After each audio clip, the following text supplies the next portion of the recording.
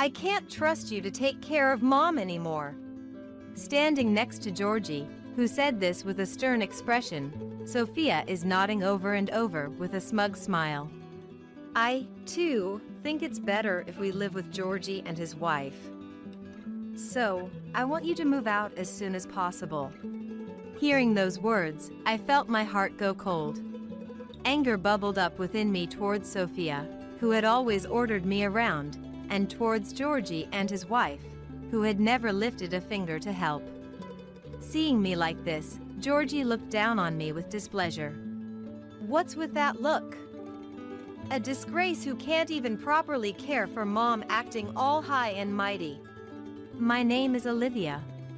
I'm 32 years old and work for a major IT company. I live at my parents' house with my father, Kevin, and my mother, Sophia, both 62 years old.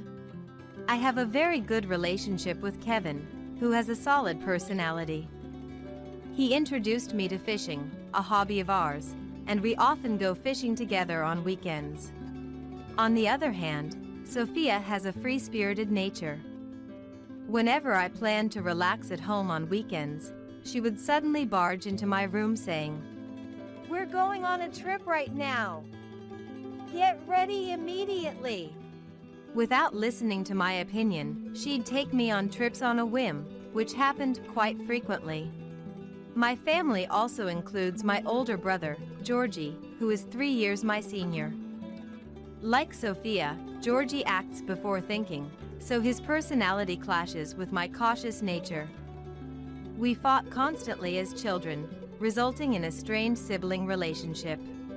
When Georgie and I would fight, Sophia often intervened to mediate, but she has always favored Georgie, telling me I was in the wrong and that I should apologize to him. Now that we're adults, we've stopped fighting, but looking back, it feels like Sophia always preferred Georgie.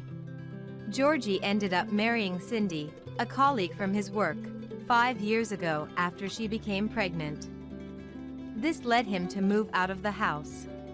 There had been talk of living together, but Cindy refused, so that idea fell through, leaving Kevin, Sophia, and me to live as a trio.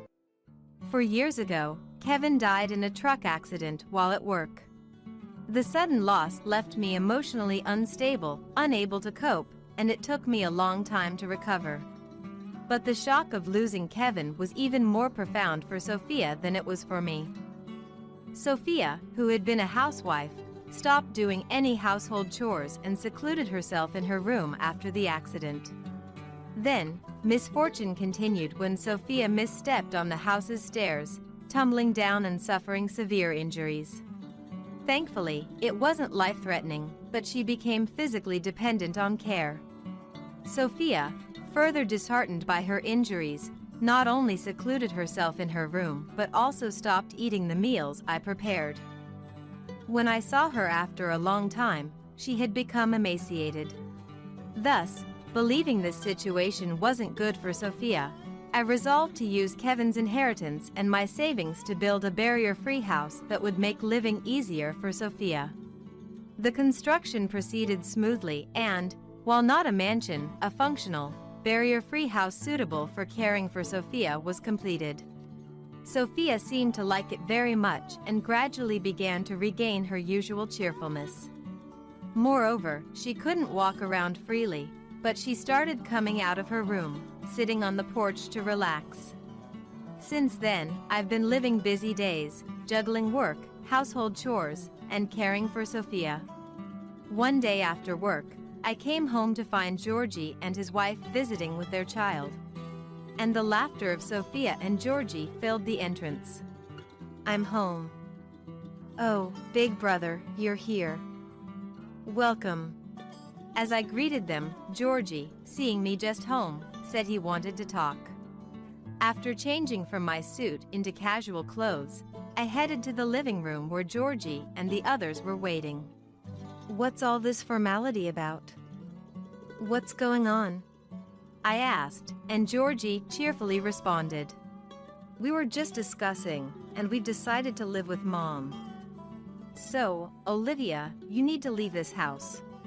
Despite refusing to live together when they got married, this sudden change of policy. And the declaration of living with Sophia, along with the unreasonable demand for me to leave, left me unable to comprehend. This house isn't built for two families. With the child and all, we won't have enough rooms. So, Olivia, you need to leave. Besides, you're 32, right? It's not good to keep relying on your parents and living at home forever. That's right, Olivia. How can you not see that you're being a burden to Sophia? As an adult, you should have realized this without us having to say anything. It's time to stop depending on your parents and become independent.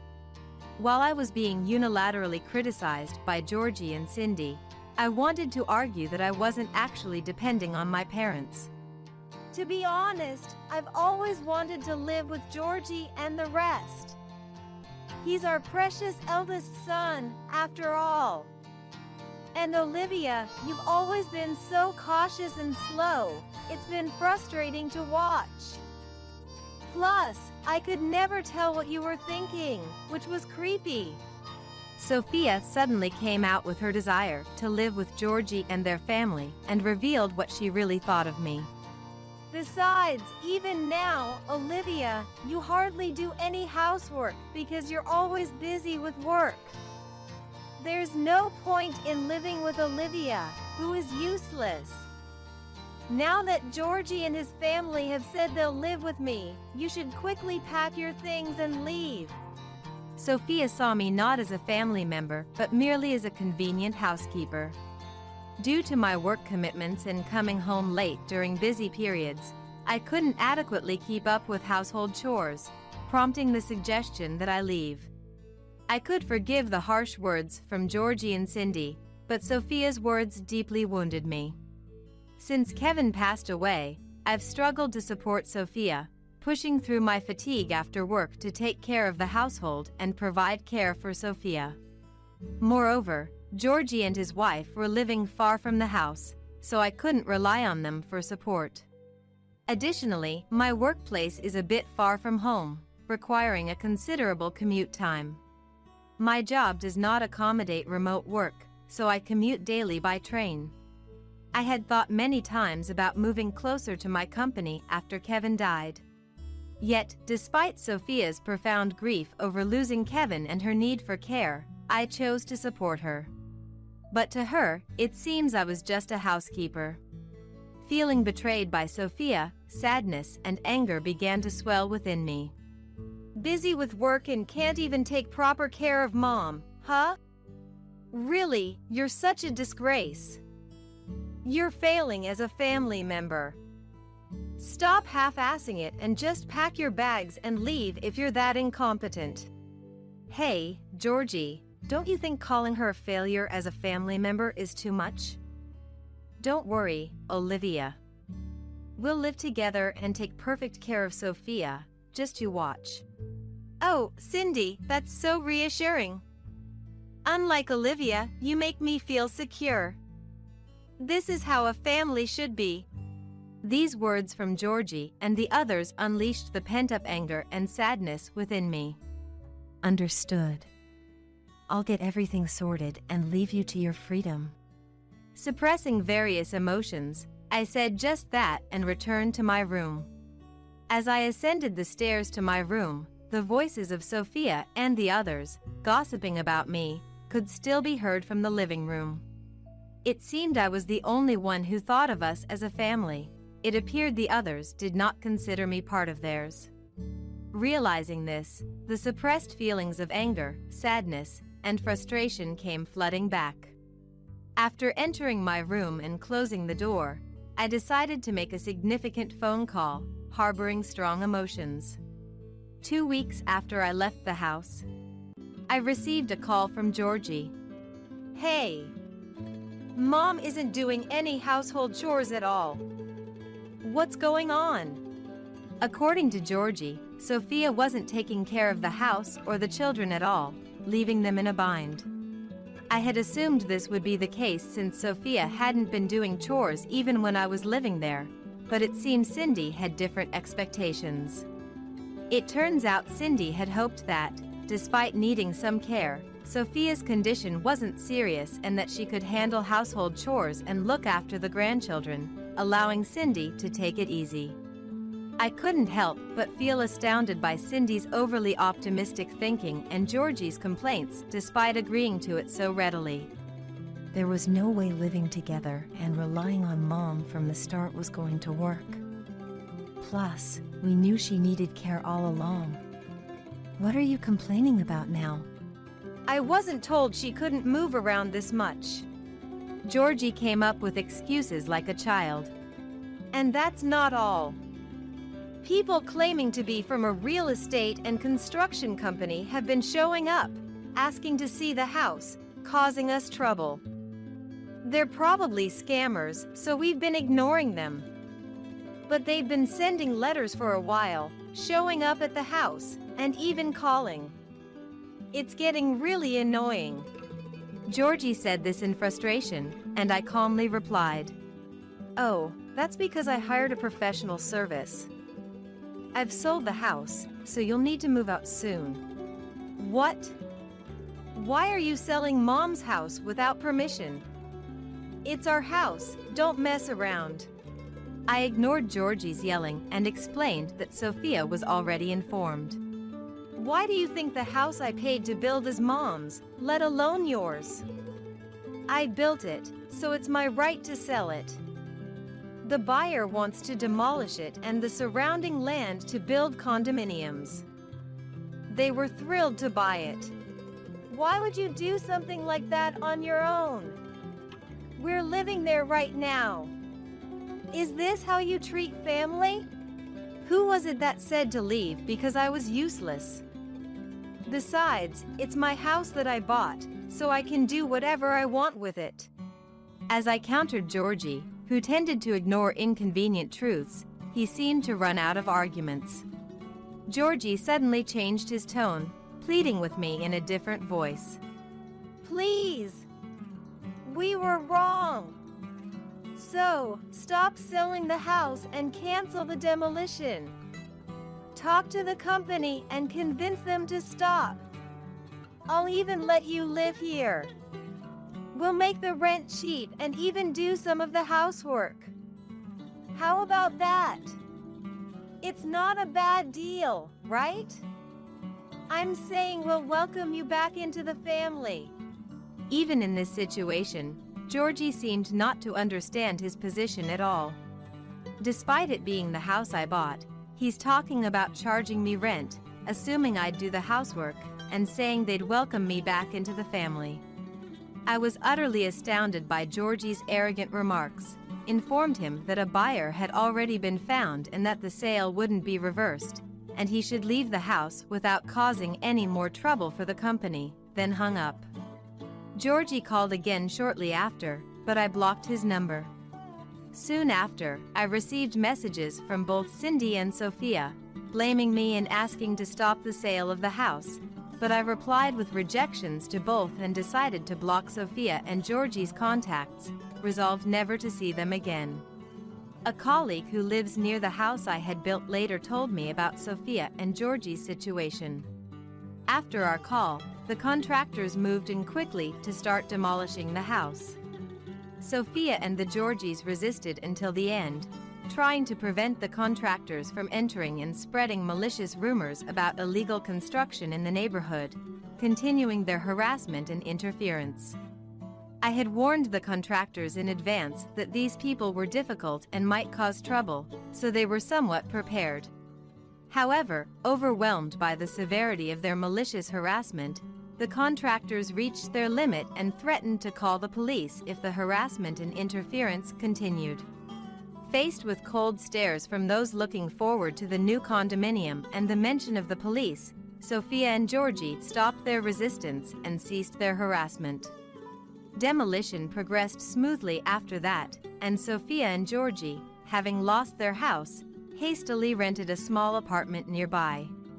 However, Sophia continued not to do any housework or care for the children, and Cindy had to take on both household chores and care. Frustrations in living with Sophia accumulated, leading to daily arguments loud enough for the neighbors to hear. When Cindy could no longer bear it and sought Georgie's advice, he kept avoiding the issue, too busy with work to listen properly. Eventually, Cindy reached her limit and, one night while everyone was asleep, took the children and left Sophia and Georgie's place for good. Georgie frantically tried to contact Cindy but couldn't reach her, finding only a completed divorce application left behind. The apartment they hastily moved into was chosen in a rush, prioritizing speed without properly checking the interior or specifying detailed conditions. As a result, the living situation became difficult for Sophia, who needed care.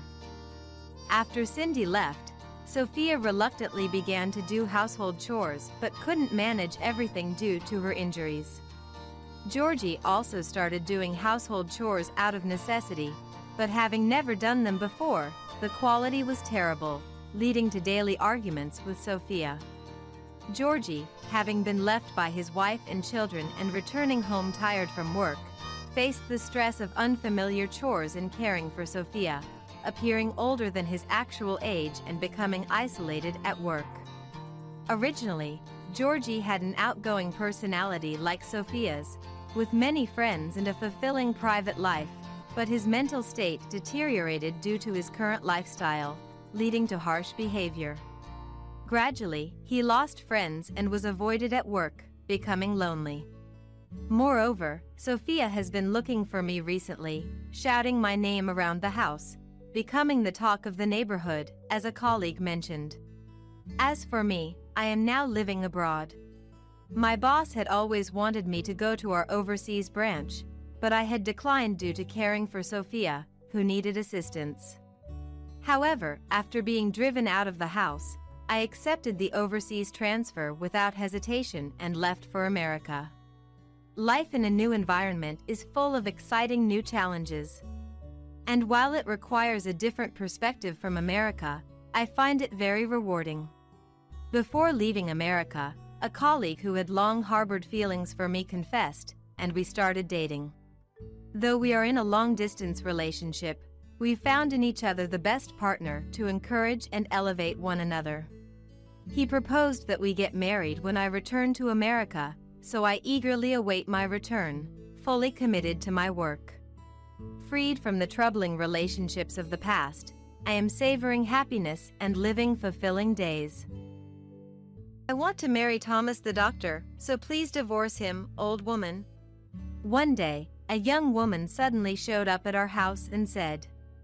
Elizabeth, a bar girl who is 12 years younger than me, was leaning on my husband Thomas's arm as if seeking his affection. Sure, but there's one condition, I said with a smile, looking at both of them. I'll file for divorce right in front of you.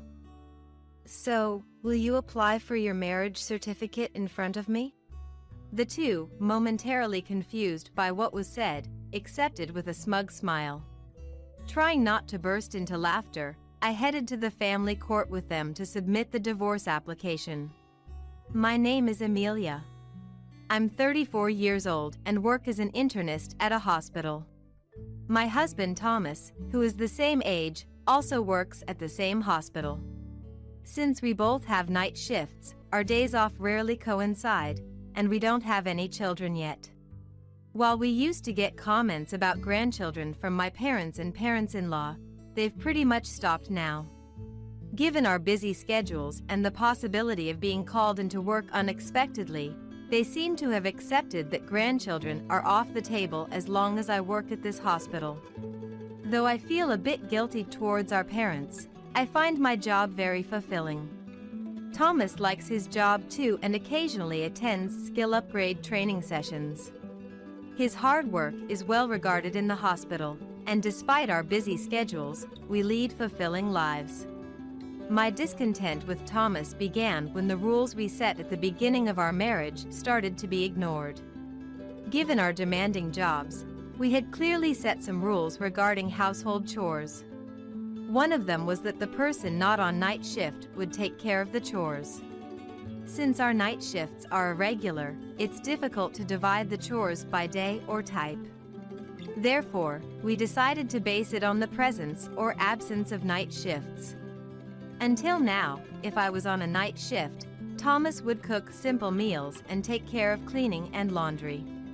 However, lately, even when he's not on night shift, Thomas is often out at night. Hey, have you been leaving the house more often, even on nights you're not working? Yeah. Sorry, I've been invited out for drinks a lot lately because the instructor seems to like me. I used to decline, but it felt bad to always say no, and after I accepted once, the invitations just kept coming. Sorry. I'll try to reduce the frequency. Indeed, the hospital is hosting various training sessions at this time, some of which involve external instructors. I remembered, patting Thomas on the shoulder. It's fine. It means you're just that wanted, right? Plus, the training sessions are only for about 2 more weeks. Don't worry about the house and just do your best. Sorry, that helps a lot. Thomas is a good listener, which often leads me to share many things with him. It made sense why he was favored by the instructor. Though Thomas said he would use his own allowance for the drinking parties, at that rate, it would quickly run out. So, I decided to cover the expenses for the next 2 weeks from our living expenses. For the next 2 weeks, Thomas started going out at night whenever there were training sessions. Even after the training ended, the night outings continued. I thought he was busy with night shifts, but Ms. Brown, a veteran janitor, told me that wasn't the case. Thomas hasn't been doing many night shifts lately. We'd prefer to leave it to the men, especially since we have many older staff in our department. It turned out Thomas was going out at night even when he wasn't on night shift. Just when I was about to confront him, my schedule got so hectic that I didn't have the time to question him. By the time my schedule calmed down, I no longer felt like confronting Thomas. All I wanted was to come home and sleep in my bed. Exhausted, when I returned home after a night shift, there was an unfamiliar woman's umbrella at our house. I'm home.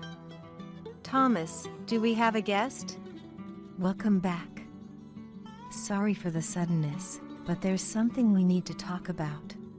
As I walked into the living room, I saw Thomas sitting on the sofa, with an unknown woman next to him. The woman, who looked like a college student, was snuggling up to Thomas. Can I leave my bag here? Yeah, that's fine. But I hope you can make it quick. The atmosphere clearly indicated it wasn't a good conversation, so I sighed and went to leave my belongings in the room. Without changing, I returned to the living room in my work clothes and sat on the sofa facing Thomas and the woman. I believe this is our first meeting. What brings you here today? Nice to meet you. I'm Elizabeth. I came here today because I want you to divorce Thomas, old woman. More than being called old woman by someone I just met, it was her lisping speech that irked me. Holding back my confusion, I looked at Thomas, who seemed flustered for a moment but then met my gaze firmly. Elizabeth works at the bar where I went with the instructor. She's a college student working part-time to pay for her tuition, a very earnest girl. A college student? No offense, but how old are you? Are you even over 21? I'm 22. Old woman and I have a 12-year gap. Interesting, isn't it? I wanted to challenge her comment about being interesting, but resigned myself to glaring at Thomas. So, you cheat on me while I'm busy and now want to marry a younger girl and ask for a divorce, is that it? Why do you have to say it like it's something bad? I just want to protect Elizabeth for the rest of my life. You can live on your own, but Elizabeth needs me. Thomas, that's so cool. Watching them engage in affectionate gestures before me made me sigh. Thomas was completely smitten by Elizabeth, finding everything she said adorable, which was incredibly annoying. Every time I called Elizabeth's name, she looked at me with a triumphant, smug smile. Do you really want to marry this man? A man who goes to bars while married, brags, and lies. A man who takes the sales talk of bars seriously. Are you sure you won't regret it? Of course I want to marry him. After all, Thomas is a doctor and earns a lot. It's terrible to accuse him of lying. He's promised to stop going to bars once we're married. Thomas and I are in love, so it'll be fine. Hearing this, Thomas hugged Elizabeth as if moved, and they once again retreated into their own world. I stared at Thomas in disbelief, but our eyes never met. All right then. If you two have decided on that, I'll divorce you. But there's a condition. What's the condition? Division of assets? At Thomas's words, I shook my head no, and then looked at them with a smile. We're going to the family court together. I want Elizabeth to witness Thomas and I submitting our divorce application. After the divorce application is accepted, I want you two to apply for your marriage certificate in front of me. That's all. The two, initially confused by what was said, stood up delighted when they realized that was the only condition. Then, the three of us headed to the family court. At the family court, Thomas and I first submitted our divorce application. I made a somewhat unreasonable request to the staff to expedite the process as much as possible. Later, when the divorce application was accepted, we went to the state office, where Thomas and Elizabeth applied for their marriage certificate. I helped them fill out the application forms and advised them on the necessary identification documents, all the while feeling the curious glances from those around us. The atmosphere of an ex-wife helping the new wife with the paperwork felt awkward, and the staff deliberately avoided looking at us. I felt a bit guilty, but I couldn't help feeling good about myself. Then, I returned home and moved all my belongings to my parents' house. Since I hardly ever shopped due to my demanding job and left the household items behind, there wasn't much to move except for valuables and clothes. I managed to pack everything into suitcases and moved out by car in less than a day. When I got back to my parents' house, they were furious with Thomas, but I calmed them down with a smile. Don't worry. I'm not letting this go. I'll make sure both of them end up in a miserable situation. 3 days later, I was called to a meeting room through an internal phone line at the hospital reception. A woman is here insisting on seeing the doctor. What should I do? Please direct her to an available room. I'll come over as soon as I finish my consultation. When I arrived at the designated meeting room, unsurprisingly, it was Elizabeth. She was taken aback upon seeing me in my lab coat. Hello. I've managed to spare 5 minutes between consultations, so let's make this quick, shall we? What do you mean? He wasn't a doctor, and you are, eh? Elizabeth was panicking, but I didn't have the time to calm her down. I informed Elizabeth with a smile. Indeed, Thomas works at this hospital, but he is a janitor. He's responsible for everything from cleaning to disinfection, a valued staff member. What? He lied to me. Elizabeth slammed her fist on the meeting room table, ranting about Thomas. Didn't you listen? I told you, Thomas is a man who brags and lies about his status. Life might be tough from now on, but good luck. This is a joke. If he's not a doctor, I don't need such a man. I waved goodbye to the nearly explosive Elizabeth and left the meeting room. I heard her trying to stop me, but I rushed back to my consultation room with full speed. After exchanging high fives with the nurses who knew the situation, I calmed down and called in the next patient. Later, Elizabeth found Thomas working in the hospital and demanded a divorce. Elizabeth shouted that there was no point in being married if he wasn't a doctor.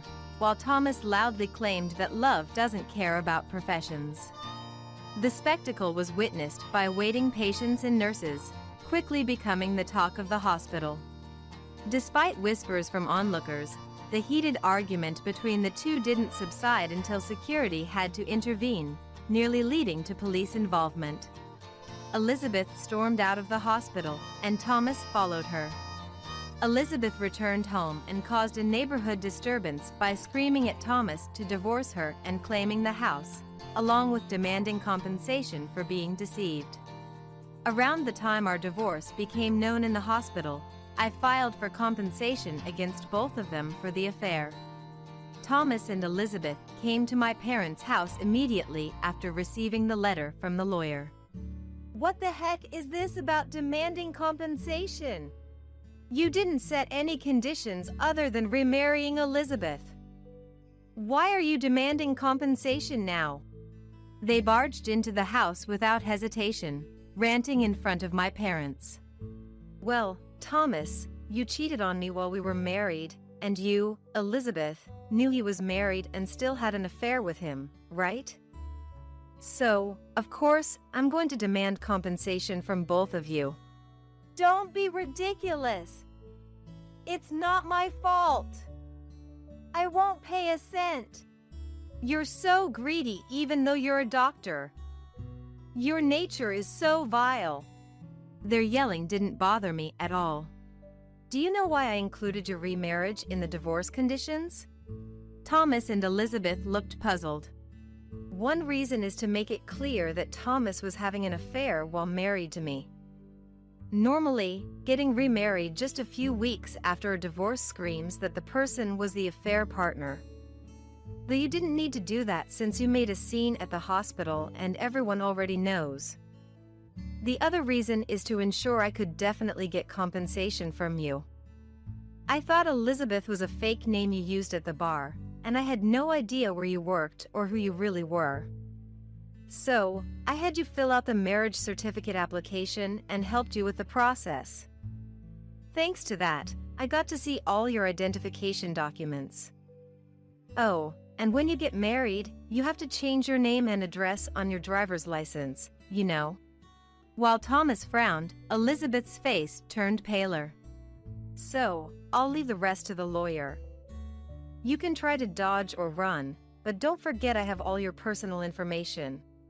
Elizabeth, who works in a bar, must understand the importance of protecting personal information, as it could easily lead to her being stalked.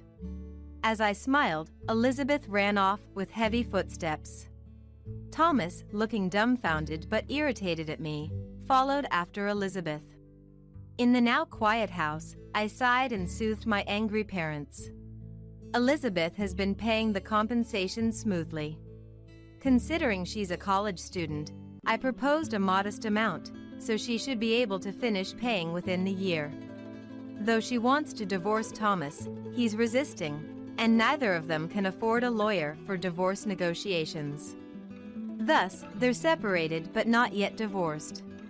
It was also her fault for believing Thomas was a doctor just because she saw a family name similar to his on the hospital's medical staff list. Even though she's still a college student, working in customer service means she should know better than to blur the lines between customers and employees.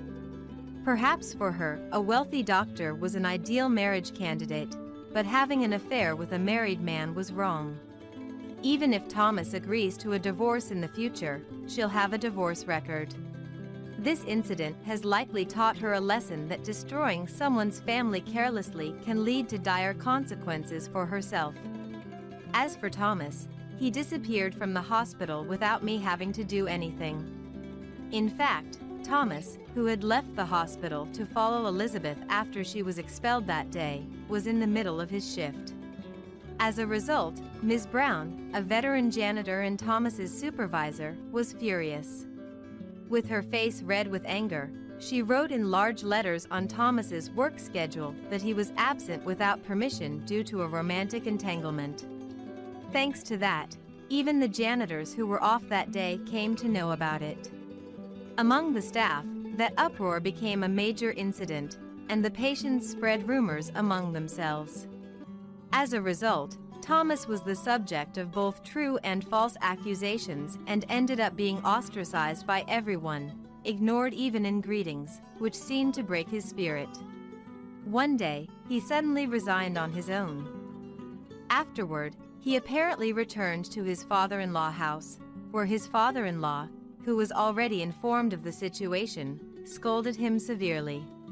There was no apology from Thomas, but I decided not to worry about it anymore since the full amount of compensation I had demanded was deposited by my mother-in-law. In the hospital, I received approaches from male doctors and nurses who heard I was single again, but I declined all of them, thinking I'm okay without marriage for a while. I continue to work as an internist, busy but dedicating time to each of my patients. The numbers don't add up. You've been cheating. Ben's angry voice echoes in my ears. Despite having just sipped a cafe latte, I feel terribly ill. I'm 10 months pregnant, and instead of showing remorse for making me drink milk, an allergen for me, Ben accuses me of infidelity. No, help me. I lack the energy to deny his suspicion clearly. My hoarse whisper bursts in front of him and fades away swiftly. Acting won't help you. I won't be fooled. It's not like your allergy is a big deal. Convinced that I'm cheating, he, seeing me in agony, doesn't help but leaves the house, still doubting me. What should I do? It's all over. With the last of my strength, I try to call someone on my mobile phone. But my weak hands let the phone slip away. Please. Someone help me. My name is Emma.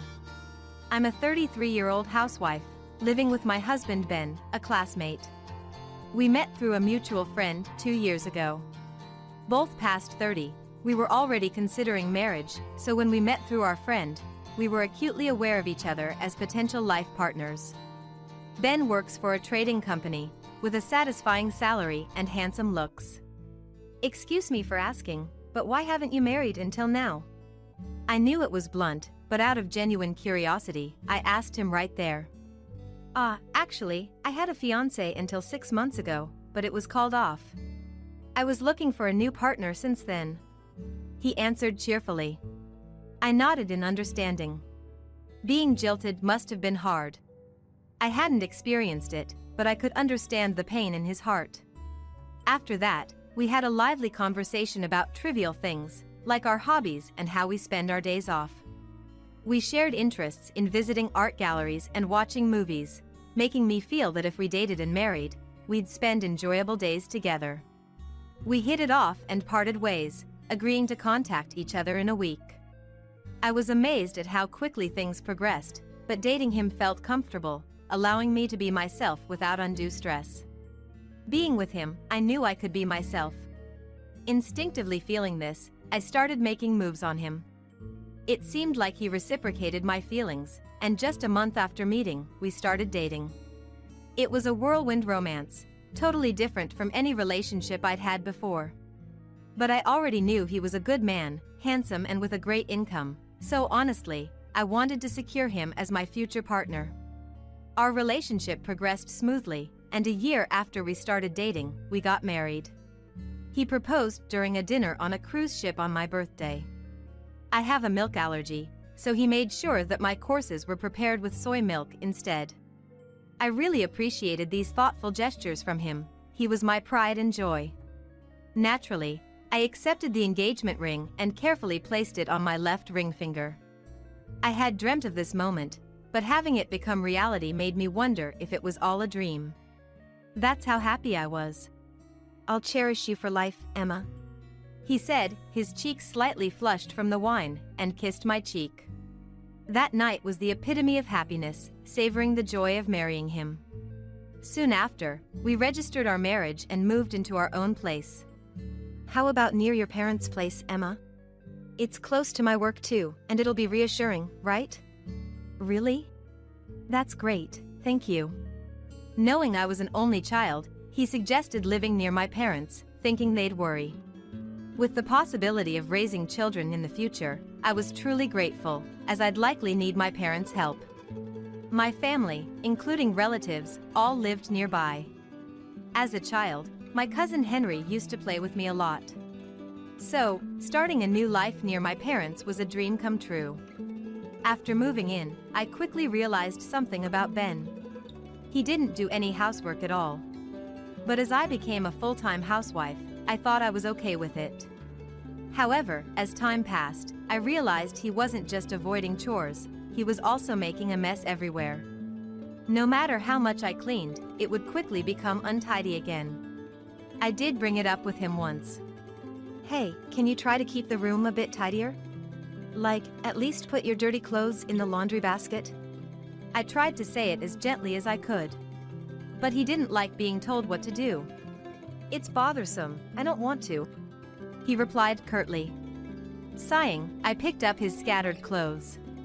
Aside from his messiness, there wasn't much else to complain about. On his days off, he would take me out on dates. We went to see movies we liked or visited limited-time art exhibits. It was a fulfilling married life. However, things started to change when I found out I was pregnant. When my period was unusually late, I checked and got a positive result. I immediately went to the OBGYN and was told I was pregnant. I was overjoyed at the thought of having a child with him. Just knowing I had the person I'd loved's child inside me made the world seem brighter. When Ben got home that day, I couldn't wait to share the big news. Guess what? I'm pregnant, I announced, unable to hide my excitement. Really? Ben seemed taken aback. Yes, really. I'm 2 months along. The baby will be here in 10 months, so we have some time, but it's so exciting. I noticed a cloud of confusion shadow his face. 2 months? Yes. He seemed to mull over something. What's wrong? Aren't you happy? Well, it's just that. Ben responded cryptically, leaving me hanging without any further explanation. Did he not want a child with me? We had casually discussed children before marriage, and he seemed eager to have as many as possible. So why wasn't he sharing my joy now? Despite feeling unsettled, the fact remained, I was pregnant. I tried to convince myself that he was just caught off guard. After all, it's often said that fatherhood takes time to sink in. It wouldn't be surprising if he needed time to adjust to the sudden news of pregnancy. But from that day on, he became noticeably distant. He offered no help with household chores, even as I struggled with morning sickness. I knew he wasn't keen on housework, but I had hoped he'd step up when I was in need. I'm sorry, but I'm feeling really sick today. I don't think I can cook, I told Ben before he left for work. What? His response was far from sympathetic. I've never cooked before, and you expect me to start now? Pregnancy isn't an illness. You're a stay-at-home wife, Emma. Your job is the household, sick or not. I go to work even when I'm not feeling well. He glared at me as if he was in the right. Sure, he went to work even when feeling under the weather, but everyone's condition is different. To me, barely able to get out of bed, his words felt harsh. But I really can't move, I pleaded with him. He snorted dismissively. Fine. I'll eat out today, he said, leaving the house. I never thought it would come to this. I sighed to myself. I had always believed that we would build a happy family together. But his attitude changed since my pregnancy was disheartening. Had I been so wrong about him? That night, he returned home drunk. I had barely eaten all day due to feeling nauseous. I hoped, maybe foolishly, that he might have brought something back for me to eat, but he came empty-handed. Given his recent behavior, I couldn't help but feel resigned to it. Was I just an afterthought to him? Could it be that he doesn't even want a child? That thought saddened me deeply. Even as morning sickness passed and I entered the stable period, his attitude didn't change. In fact, it felt like he became harsher as I got better. One of these days, my colleagues want to come over to our place, he announced one day after work. Colleagues? How many? 5. Might be more. I want you to cook for them. Don't serve anything subpar. I don't want them to think my wife can't cook. What? 5 is quite a lot. Can our place even accommodate that many? Plus, I don't think I can handle that much right now. Even though I was in a stable period, I didn't feel up to hosting and cooking for a large group. Besides cooking, there'd be a lot to manage. The thought of handling it all by myself was overwhelming. It'll be fine, you're in your stable period now. So, this weekend, expect them. And remember, don't embarrass me. He said this nonchalantly and whistled his way to the bathroom. I was filled with anxiety. True to his word, he brought 5 colleagues over that weekend. 4 men and 1 woman, an odd balance that made me wonder. But considering he worked in sales at a trading company, maybe female employees were few. Hi, I'm and looking forward to today. The only woman, and greeted cheerfully. With her long hair swept to the side and striking features, she was notably pretty. She looked to be in her late 20s, younger than me, and her elegance made me instantly nervous. Nice to meet you. My husband always speaks highly of you all. I can't offer much, but please make yourselves at home. Trying to act the part of a boss's wife, I ushered everyone to their seats. As I started preparing the meal in the kitchen, Ben and his 6 guests chatted about work and rumors. And seemed to be the life of the party, nodding and interjecting with sharp comments. I felt entirely out of place in that circle. Resolved to stay in the background, I continued my work quietly. When I served the meal, everyone seemed to enjoy it. Is this cream stew made with soy milk? And asked, her eyes wide with curiosity. Yes, that's right. I'm allergic to milk, so I use soy milk for dishes that usually require it. Interesting. And seemed to accept my explanation and resumed eating. Come on, just because you're allergic to milk doesn't mean you should serve our guests with soy milk. Use real milk next time. Ben chimed in.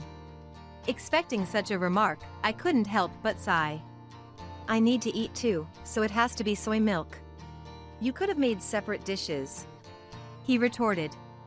But I can't taste it if I do that. Our colleagues looked on, shocked by our conversation. Sorry, everyone. She claims to be allergic to milk. It's probably just a preference. Ben scoffed. The colleagues seemed uncomfortable, not sure how to react. Soy milk is delicious too. Please, enjoy your meal while it's hot, I said, trying to keep the mood light. Only and seemed deep in thought, remaining silent. The dinner went by, leaving me exhausted. I hoped he might thank me, but he just went to bed without a word. Our communication had dwindled. And this, along with his dismissive remarks about my allergy, made me feel increasingly frustrated. Months passed, and I was now 10 months pregnant. He kept coming home late, and we barely talked. The absence of our previous joyful dates filled me with loneliness. As the baby's arrival neared, I longed to cherish our time together. But he never initiated any moments like that. Then one day, he entered the living room, carrying a large bag and a familiar cup. It was from a coffee chain we used to frequent during happier times. I'm going on a business trip for 3 days. I went for a walk this morning and stumbled upon this coffee shop, so I bought this. Soy latte, remember? Yes, it's been a while. It was unusual for him to go for a walk in the morning. Stumbling upon a coffee shop and buying soy lattes seemed out of character, considering his recent behavior. He waited with a smile for me to take the soy latte. Was this a change of heart? I felt a glimmer of hope that the kind Ben I knew was returning. I wanted to go for walks with him again. Maybe after the baby was settled. I eagerly took the soy latte and drank it. It tasted familiar at first, but something was off. Is this milk? By the time I realized, it was too late. The cup slipped from my grasp. Ben's face twisted into a satisfied smirk. Hard to breathe. My breathing became labored as I slumped to the ground. I've always had my doubts. Is the child in your belly really mine? He questioned. What? I was utterly shocked by his accusation, suggesting the baby might belong to someone else. When you said you were 2 months pregnant, it didn't add up. I couldn't recall any encounter from 2 months ago. But that's... I wanted to explain to him that he was misunderstanding something, but I couldn't find my breath to defend myself. The numbers don't add up. You've been cheating. His accusation resonated in my ears. Despite not having much of the cafe latte, I felt terribly ill. 10 months pregnant, and instead of showing remorse for making me drink milk, an allergen, he was accusing me of infidelity. No, it's not like that. Help me.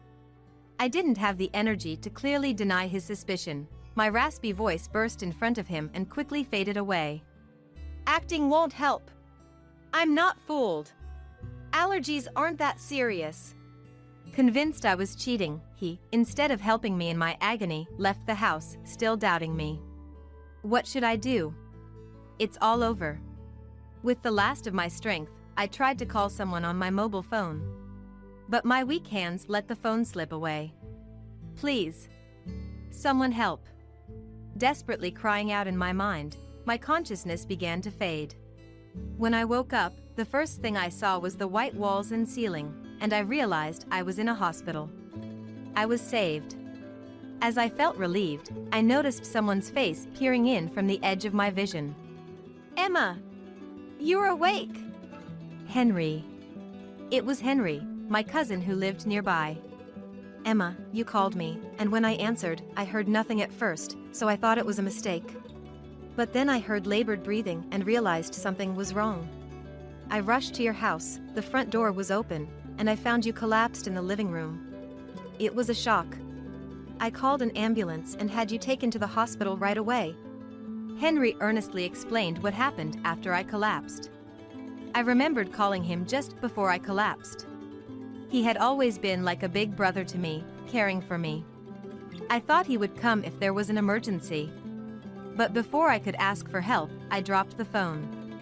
I was in awe of him for sensing the emergency and rushing to help. I'll call the doctor. Wait here, he said and left the room. After a while, he returned with the doctor. The doctor explained that I had an anaphylactic shock due to drinking milk, but somehow managed to save me and the baby. Hearing that just a few more minutes could have endangered the baby's life, or left me with lasting disabilities, sent chills down my spine. My being here, awake in the hospital, was all thanks to Henry. Henry, thank you, really. No need to thank me. But how did this happen? His confusion was understandable. It was unthinkable for me, allergic to milk, to drink it willingly. Well, actually, I told him everything about my marriage with Ben up to this point. Ben and I thought we were meant for each other and got married. We had similar hobbies and always enjoyed our dates. Life was happy after marriage, at least for a while. But as soon as I got pregnant, his attitude changed drastically. Looking back, I still can't pinpoint what went wrong. Henry, arms crossed, seemed to be pondering the reason too.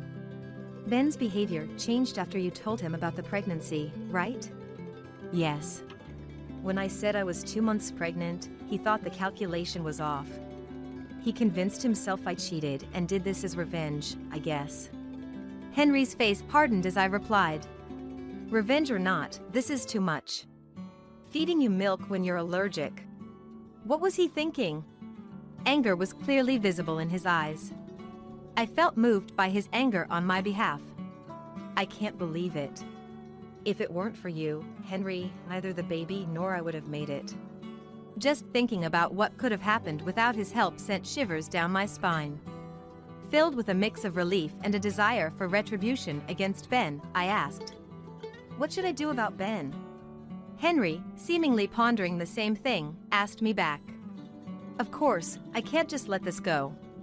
I need to see that he's punished. As I responded, if that's the case, he began. I have a plan. After hearing his plan to deal with Ben, I couldn't wait to confront him. The plan was to be executed upon my discharge from the hospital when I first saw Ben. I resolved to follow Henry's advice when I met Ben. But the plan had to be put into action sooner than I thought.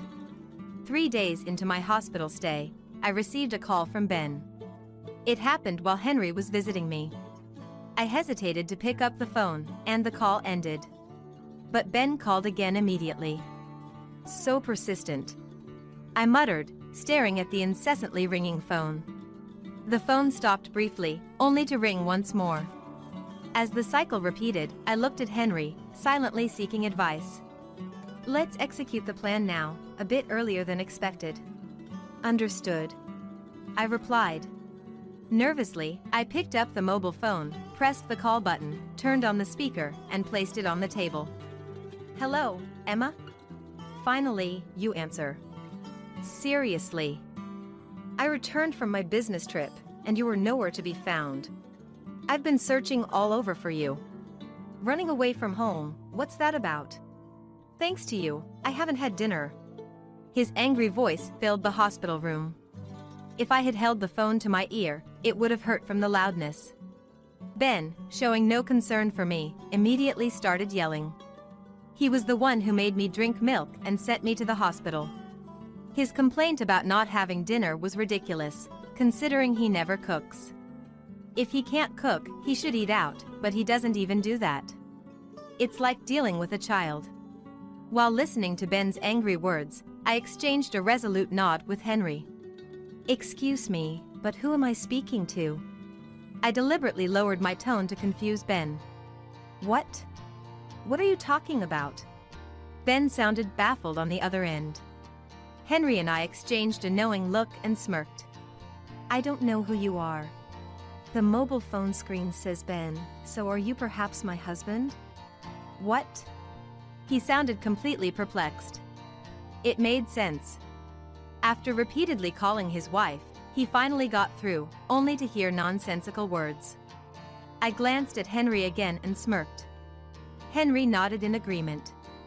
Then Henry took the mobile phone from me and began to speak to Ben. Hello, Ben. My name is Henry. I heard Emma's voice on the phone and took over the call. What? Henry? Who are you? Are you the father of Emma's child? So you're the one she's been cheating with?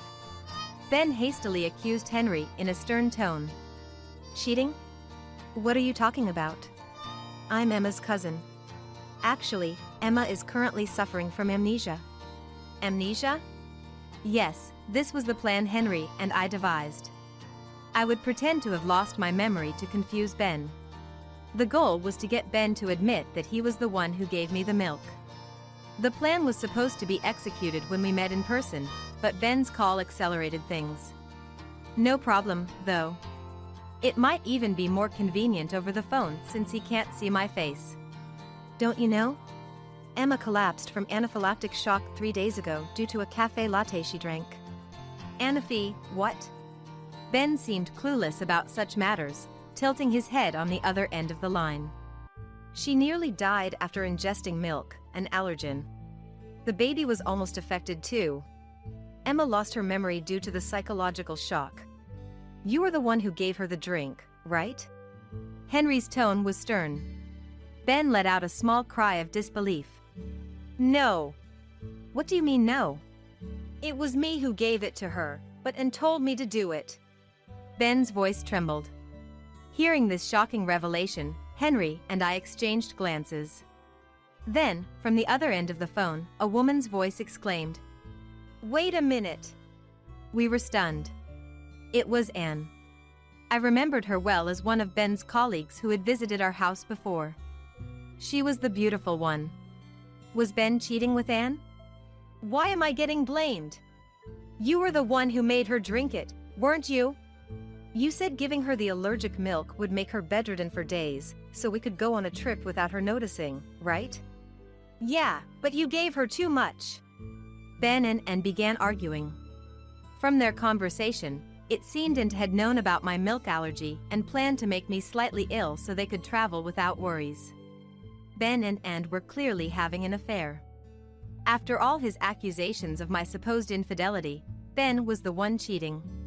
I felt nauseated by his hypocrisy. I exchanged a look with Henry and took back the phone. Thank you for your time. I've recorded everything you just said. Hearing my voice, supposedly amnesiac, Ben and gasped on the other end. What? What do you mean? Sorry, the amnesia was a lie. It was a ruse to get you to admit you gave me the milk. Thanks to that, I also got your confession of cheating.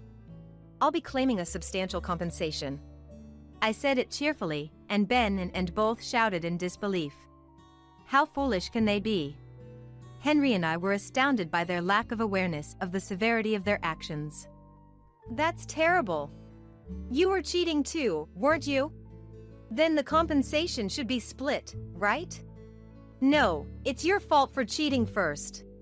I thought of cheating with and because of you. So, no need for compensation, right? Ben's triumphant tone was grossly misguided. When did I say I cheated? It's obvious if you count the pregnancy weeks. Ben was clearly mistaken. I set him straight. Pregnancy weeks are counted from the end of the last menstrual period. Not knowing that and suspecting me of cheating, then deciding to cheat yourself, that's despicable.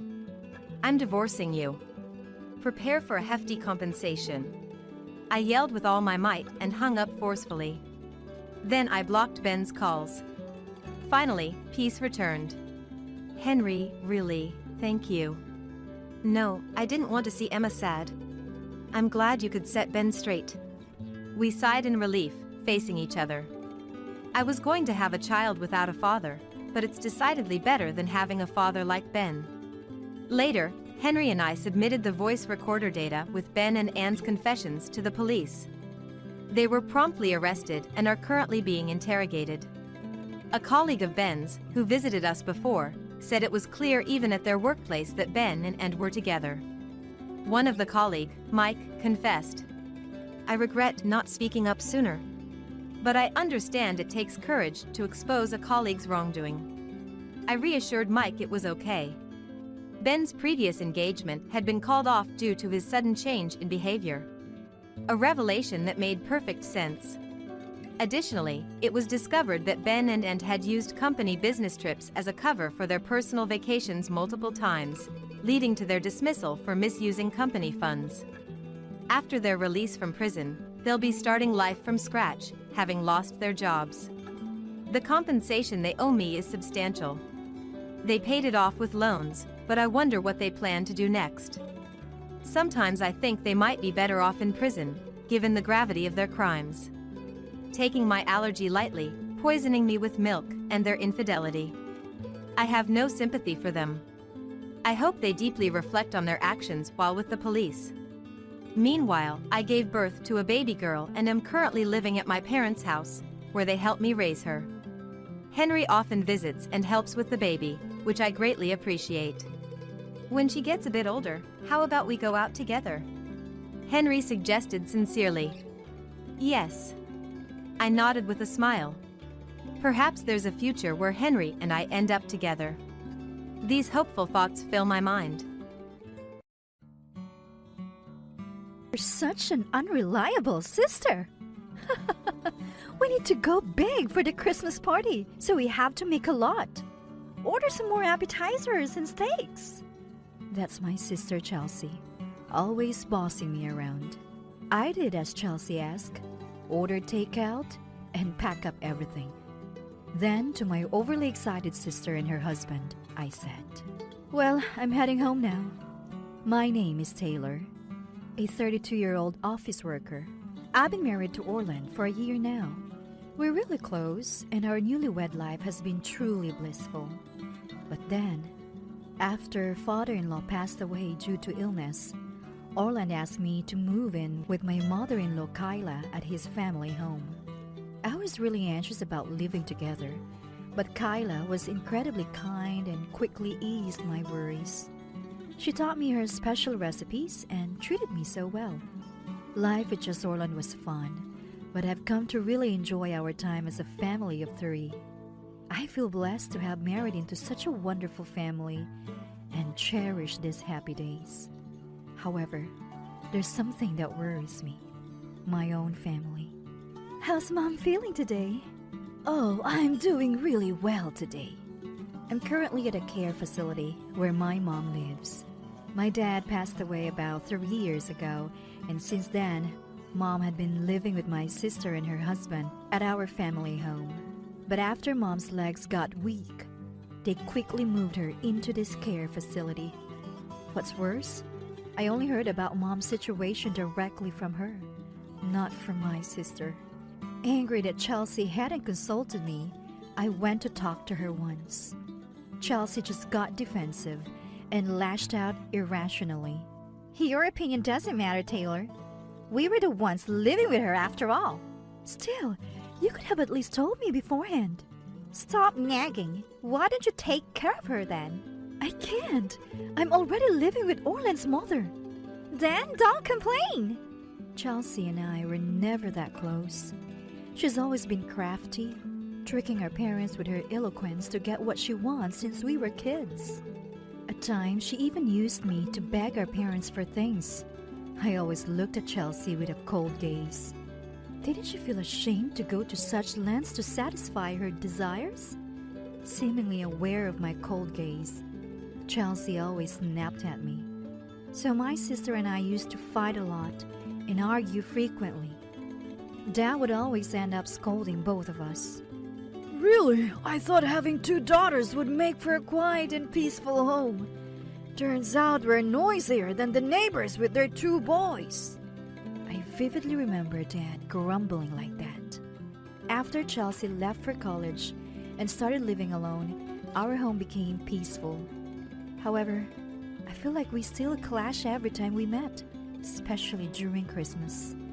As adults, Chelsea married before I did. I met her husband for the first time at a family introduction, and he seemed to have a similar personality and aura to Chelsea. Apparently, Chelsea hardly ever visited our parents' house after her marriage. I was already working and living on my own then, so I didn't know much. But I heard from Mom that Chelsea rarely showed her face. A few years later, Chelsea had a son. I met my nephew Stuart for the first time at a Christmas gathering. He was just born and very adorable. Then Dad passed away. And a year after that, I got married. I kept my distance from my sister and her family. We mostly met during Christmas about once a year. So when I heard Mom was quickly moved to a facility after her legs got weak, my distrust towards my sister and her husband grew significantly. They had said they moved in with Mom to keep her company after Dad's passing. But then, they quickly cast her aside as soon as she needed care. Did Chelsea discuss with you, Mom, about moving you to the facility? No. It was more like she was forced. She said she couldn't do it because of her childcare responsibilities. Her husband agreed and started looking for a facility right away. That's terrible. Was the living situation before your legs got weak just as bad? Mom looked down a bit when I asked. Yes, even when you scolded her. Chelsea always dumped all the housework on me. She even left Stuart scared to me. I was getting tired, so maybe moving to the facility was for the best. Mom. It saddened me to hear Mom had been through so much. After Dad died, Chelsea inherited the family home.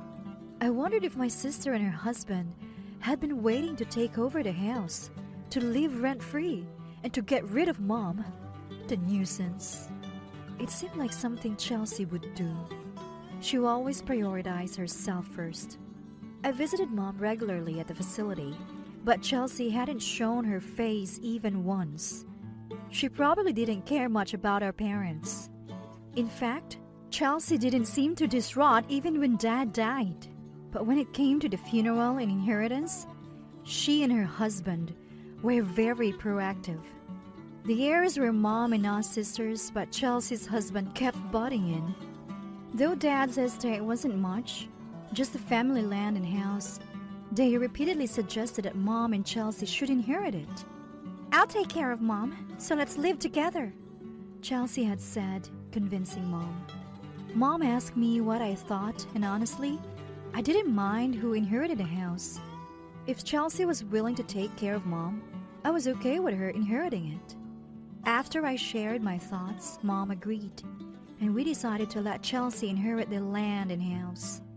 My sister and her husband, quite different from how they were during the funeral, efficiently prepared for the inheritance and completed the process quickly. Then they moved into our family home and started living together. It seemed more about acquiring the house than living with Mom, but I was glad Mom wouldn't have to live alone in her old age. However, living with my sister and her husband turned out to be a nightmare for Mom.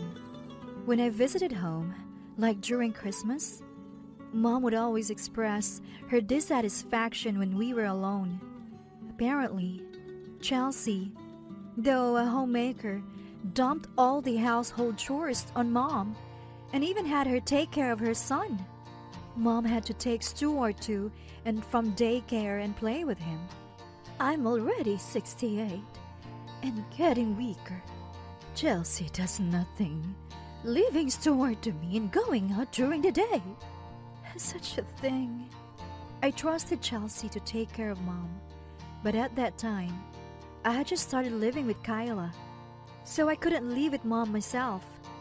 I thought I needed to talk to Chelsea and ask her at least to take care of her own son. Putting all the burden on Mom isn't right. But Chelsea irrationally lashed out. Huh? We're living together to help her out. Mom should do at least that much. You don't have kids, Taylor. You don't know how hard parenting is. Childless housewife shouldn't interfere. That's no way to talk. You said you'd take care of Mom, but it looks like she's the one taking care of you. Don't twist the conversation and attack me. Chelsea, red-faced with anger, yelled even more. Shut up! You're always so argumentative and annoying. If you don't like how I do things, stay out of it. With that, she forced me out of the house. I hadn't even come to see her in the first place. Since then, it's been hard for me to return home. So I kept in touch with Mom over the phone. One day, she told me she had moved into a care facility. I was furious that Chelsea hadn't consulted me, and we had another fight. Our relationship, already strained, was at its worst.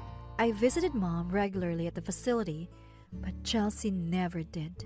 Thankfully, the care facility seemed to be of good quality, and Mom was living comfortably. Her pension was enough to cover the expenses. It was probably more peaceful and less burdensome for her than being saddled with household chores and childcare. So I continued my days, keeping an eye on Mom's condition. Then I unexpectedly received a call from Chelsea. I was on edge. It's rare for Chelsea to call. I had a bad feeling. Was she going to ask for something troublesome? Or had something happened to Mom? With tension, I answered the phone. Hello, what's up? Chelsea started talking in an annoyed tone. I'm bringing Mom back to the family home for Christmas. So Taylor, help me with the caregiving. Wait, what do you mean? Mom wants to spend Christmas at home. My husband and I are too busy. So you help Mom, okay? I was surprised by this sudden request. All right then, thanks. Wait, hang on. And just like that, the call ended. I thought about how self-centered Chelsea always is, but decided to check with Mom anyway.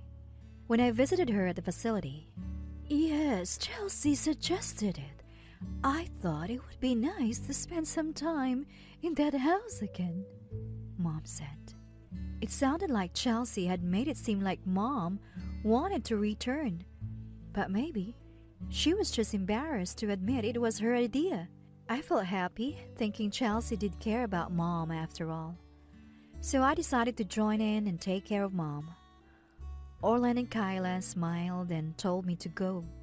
So I prepared to visit my family home for the first time in a while. And then Christmas came. I took Mom and headed to the family home. When we arrived, Chelsea greeted us. Good to see you. Once you put down the luggage, could you help with some things? Chelsea said as she let us in. Sure, what do you need help with? To my surprise, Chelsea demanded. Could you start by cleaning all the rooms? All of them? I exclaimed in shock. Chelsea with a cold gaze. I told you we're busy, didn't I? She retorted. Although I had my reservations, I decided to comply quietly, considering I had brought Mom here, and it was now my sister's house. As I started cleaning earnestly, Stuart began to interfere. He started messing up the areas I had just cleaned. Could you please stop that? Why? I'm just playing. It's troublesome if you mess up what I've just cleaned. Stuart continued to make a mess, unconcerned. The house was large, and cleaning was already challenging. Increasing the workload was the last thing I needed. So I spoke to him a bit more firmly.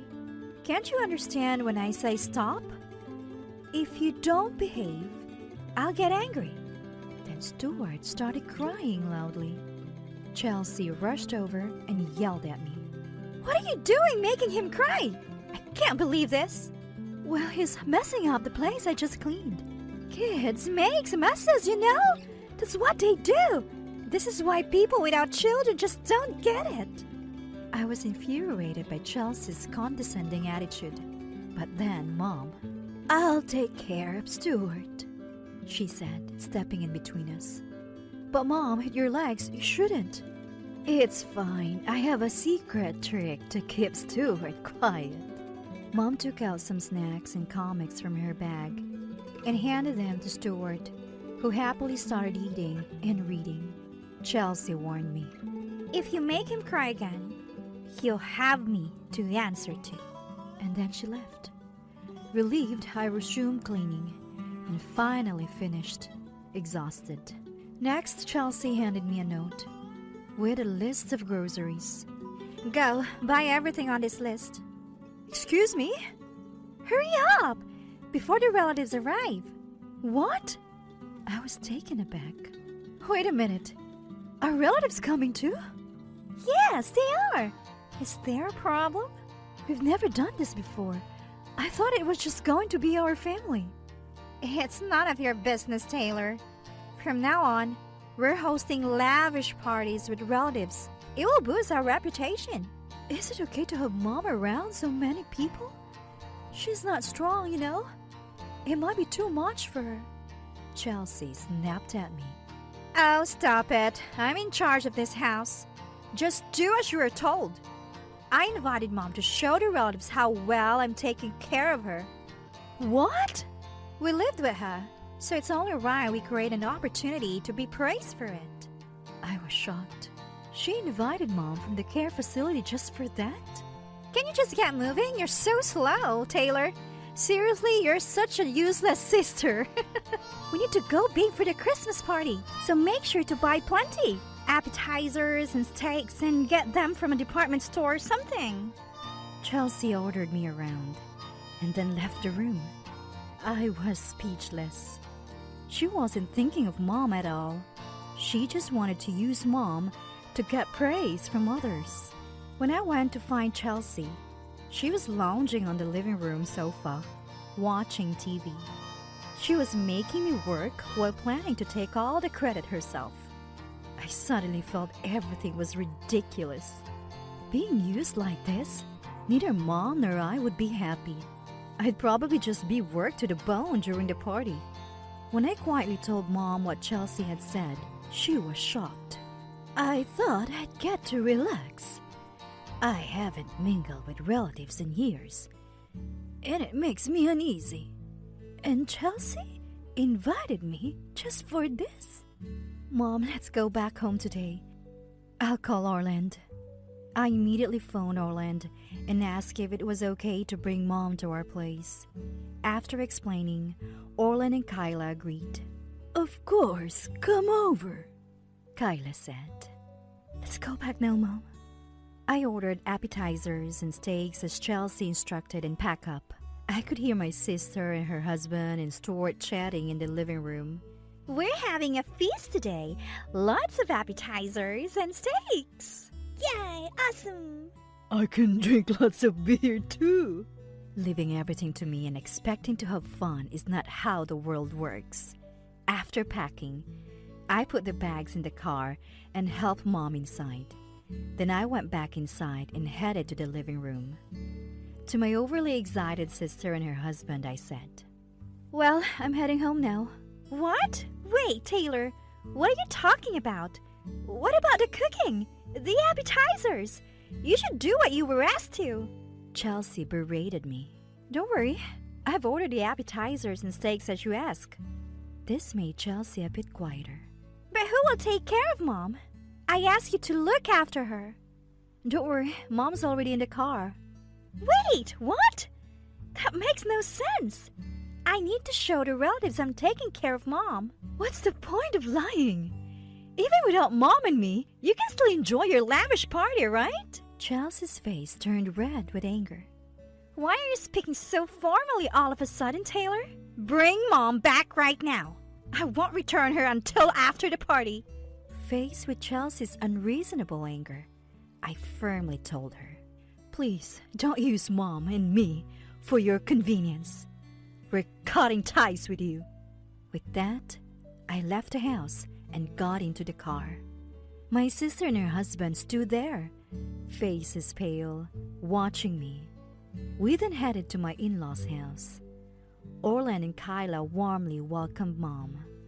"I hope you don't mind eating what I've made. We have beef stew and appetizers." Despite her modesty, Kyla's cooking is quite delicious. Mom, visibly moved, said, "Oh, this is delicious," as she enjoyed the appetizers. Mom and Kyla, being close in age, got along very well. I thought to myself that I should have brought Mom here from the start. I saw dozens of calls from Chelsea on my phone, but I didn't want to deal with her that day. So I turned off my mobile and enjoyed the party with the four of us. Then, after the New Year, my sister and her husband suddenly showed up at my in-laws' place. Taylor, what have you done? Why didn't you pay for the appetizers and steaks? They were angry about the bill for the food I had ordered.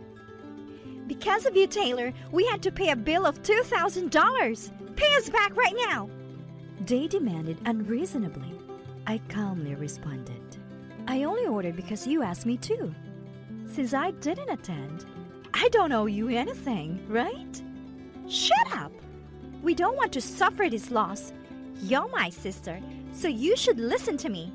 Chelsea was unreasonable again. Then Mom spoke up. Enough, Chelsea. You're hopeless. Taylor worked hard cleaning the house, even though you two weren't getting along. Yet you never thank her and tried to get praise without doing anything. You should be ashamed. Even before I went to the facility, you persuaded me to let you inherit the house, promising to take care of me. But then you did nothing and dumped all the chores and childcare on me. Despite that, you're my child, and I've always loved you unconditionally. But when I hurt my legs, you quickly put me in a facility. You haven't even visited me once in almost a year. Taylor and I are done with you. We've told all the relatives and neighbors about your behavior." What? The relatives said they won't go to your place anymore. And you know how the neighbors love to gossip. Some of your old classmates live in the area too. I'm sure they know all about this soon. That's unbelievable. Don't think everything will always go your way. People who mistreat others end up being treated the same way. Maybe it's time for you to reflect on yourself, Chelsea. But we won't have anything to do with you anymore. My sister and her husband were ashen-faced. Orland then delivered the final blow. "Can you leave now? If you come back uninvited, we won't hesitate to call the police." Hearing police, they hurriedly left. The gossip of police involvement would make it impossible for them to live in that house anymore. The neighbors reportedly avoid them now. Chelsea has become reclusive, but I feel no sympathy. It's her own doing. Meanwhile, I live happily with Orland and Kyla, regularly visiting Mom at the facility. She has made many friends there and says she is happier than when she was at home. I'm committed to cherishing my family and living each day with them. Oh, you're still single? Pathetic for someone your age. I encountered my ex-husband in a fancy Chinese restaurant. His words were as sarcastic as ever, stirring irritation in me. Amidst our conversation, my sister, whom he had eloped with, appeared. Facing my ex-husband's declaration of their upcoming marriage, I couldn't help but mock him. What? You didn't tell her? I was about to drop a bombshell on my jubilant ex-husband.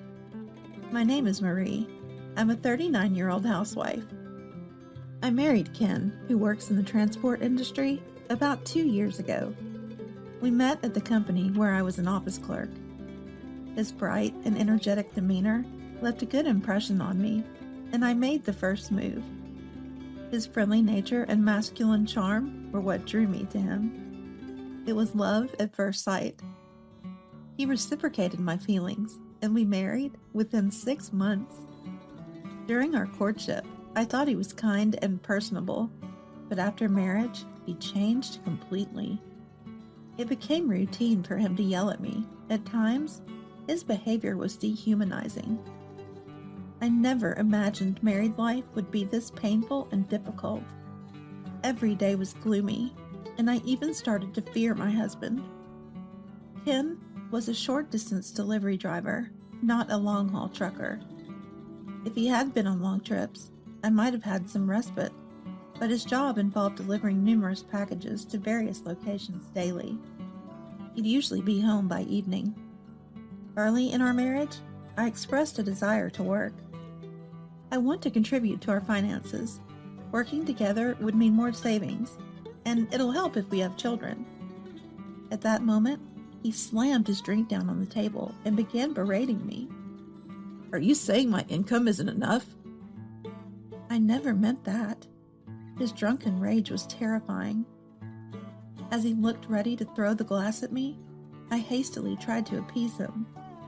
No, that's not it. I just don't want to be a burden to you.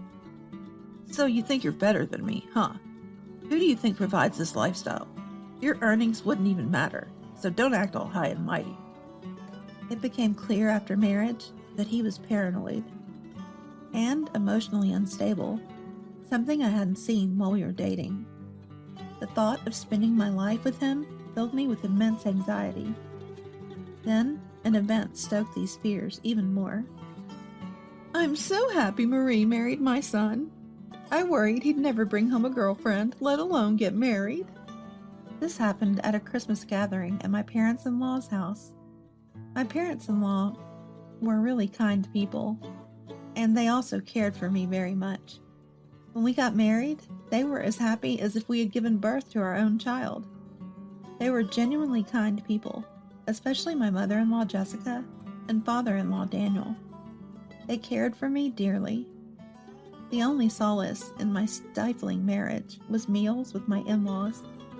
But even in front of them, my husband began to make a spectacle of me. It all started at that family gathering. Aren't I lucky to have such a beautiful wife? Look at mine. She's gotten so out of shape. A relative joked about his wife, who playfully retorted while pinching his belly, lightening the mood. Then my husband chimed in. What are you talking about? Marie's figure is so bad, she barely looks like a woman. Your wife is way more elegant and attractive. His unexpected and revealing remarks left me speechless. Though the male relatives told him to stop, everyone else was laughing as if it were a great joke. The only one who seemed to sense something was wrong was my father-in-law. Marie, go to the kitchen. Help Jessica with the dinner preparations there. Daniel said to me, visibly shaken. This gave me a chance to escape the scene, and I hurried to the kitchen with Jessica. Overwhelmed with grief, I broke into tears. Jessica consoled me like a mother. Daniel, on the other hand, scolded everyone for laughing and drinking, persuading them to apologize to me. Everyone apologized except for my drunken husband, who was defiant. A husband apologizing to his wife? That's why Dad is always mocked by Mom. Can't you maintain some dignity? This inexplicably led to a father-son argument.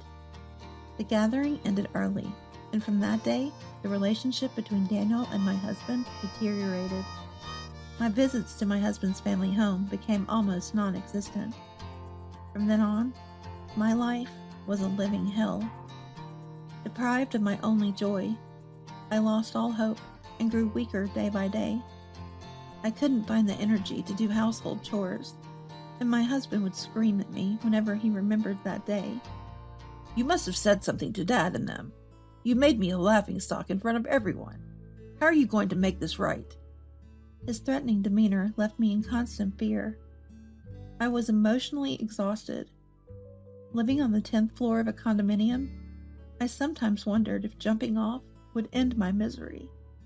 When one is mentally drained, rational thinking becomes impossible. And that was exactly my state. I wished he would just kill me. That's when I thought about that. It was then that my sister visited. "You haven't been in touch lately, so I got worried, Marie. You look terrible," said my sister Michelle, who is 3 years older than me and works nights. A popular figure in her job, Michelle appears much younger than her age and was a top earner at her previous workplace. It was unusual for her to visit unannounced, so I asked her why.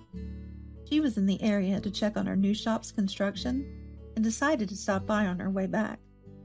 "Trouble with your husband?" Michelle and I have always been close. She was overjoyed at my wedding, crying with happiness. I just want to disappear. "What happened?" Seeing my sister, tears welled up in my eyes as I shared my suffering. The daily harassment from my husband, living in a tortuous prison, thinking about ending it all. Hearing all this, Michelle was furious and wanted to confront my husband immediately. But the thought of what would happen to me if she did was terrifying. I begged her through tears not to do it. Seeing my state, Michelle calmed down and started pondering a solution. After a moment of silence, an idea seemed to strike her. She whispered something in my ear with a bright expression. Shocked, I asked her if she was serious. "Can you really do that?" "Who do you think I am?" She was brimming with confidence. Though it seemed like something Michelle could do, the risk, if it were discovered, made me anxious. "Don't you want to break free from here?" Seeing my hesitation, Michelle became serious, ultimately leaving the decision up to me. Hearing her words, I made up my mind and agreed to her plan. I decided to go along with my sister's plan. From that day, she started visiting daily.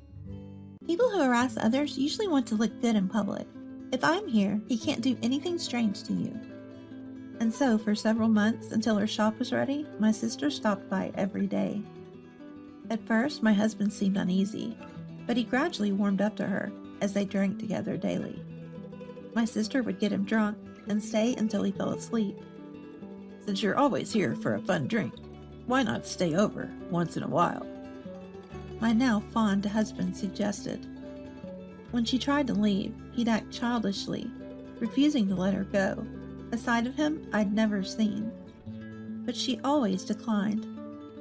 "I'll come again tomorrow," she'd say with a graceful face. For my husband, these moments with my sister were like a dream. He was completely charmed by her, paying no attention to me anymore. Then, when my sister's shop was about to reopen, a crisis occurred. "I'm divorcing you," my husband suddenly declared. Naturally, I was shocked and demanded an explanation. Why divorce all of a sudden? "I've found someone I care about more than you. I'll be happy with her.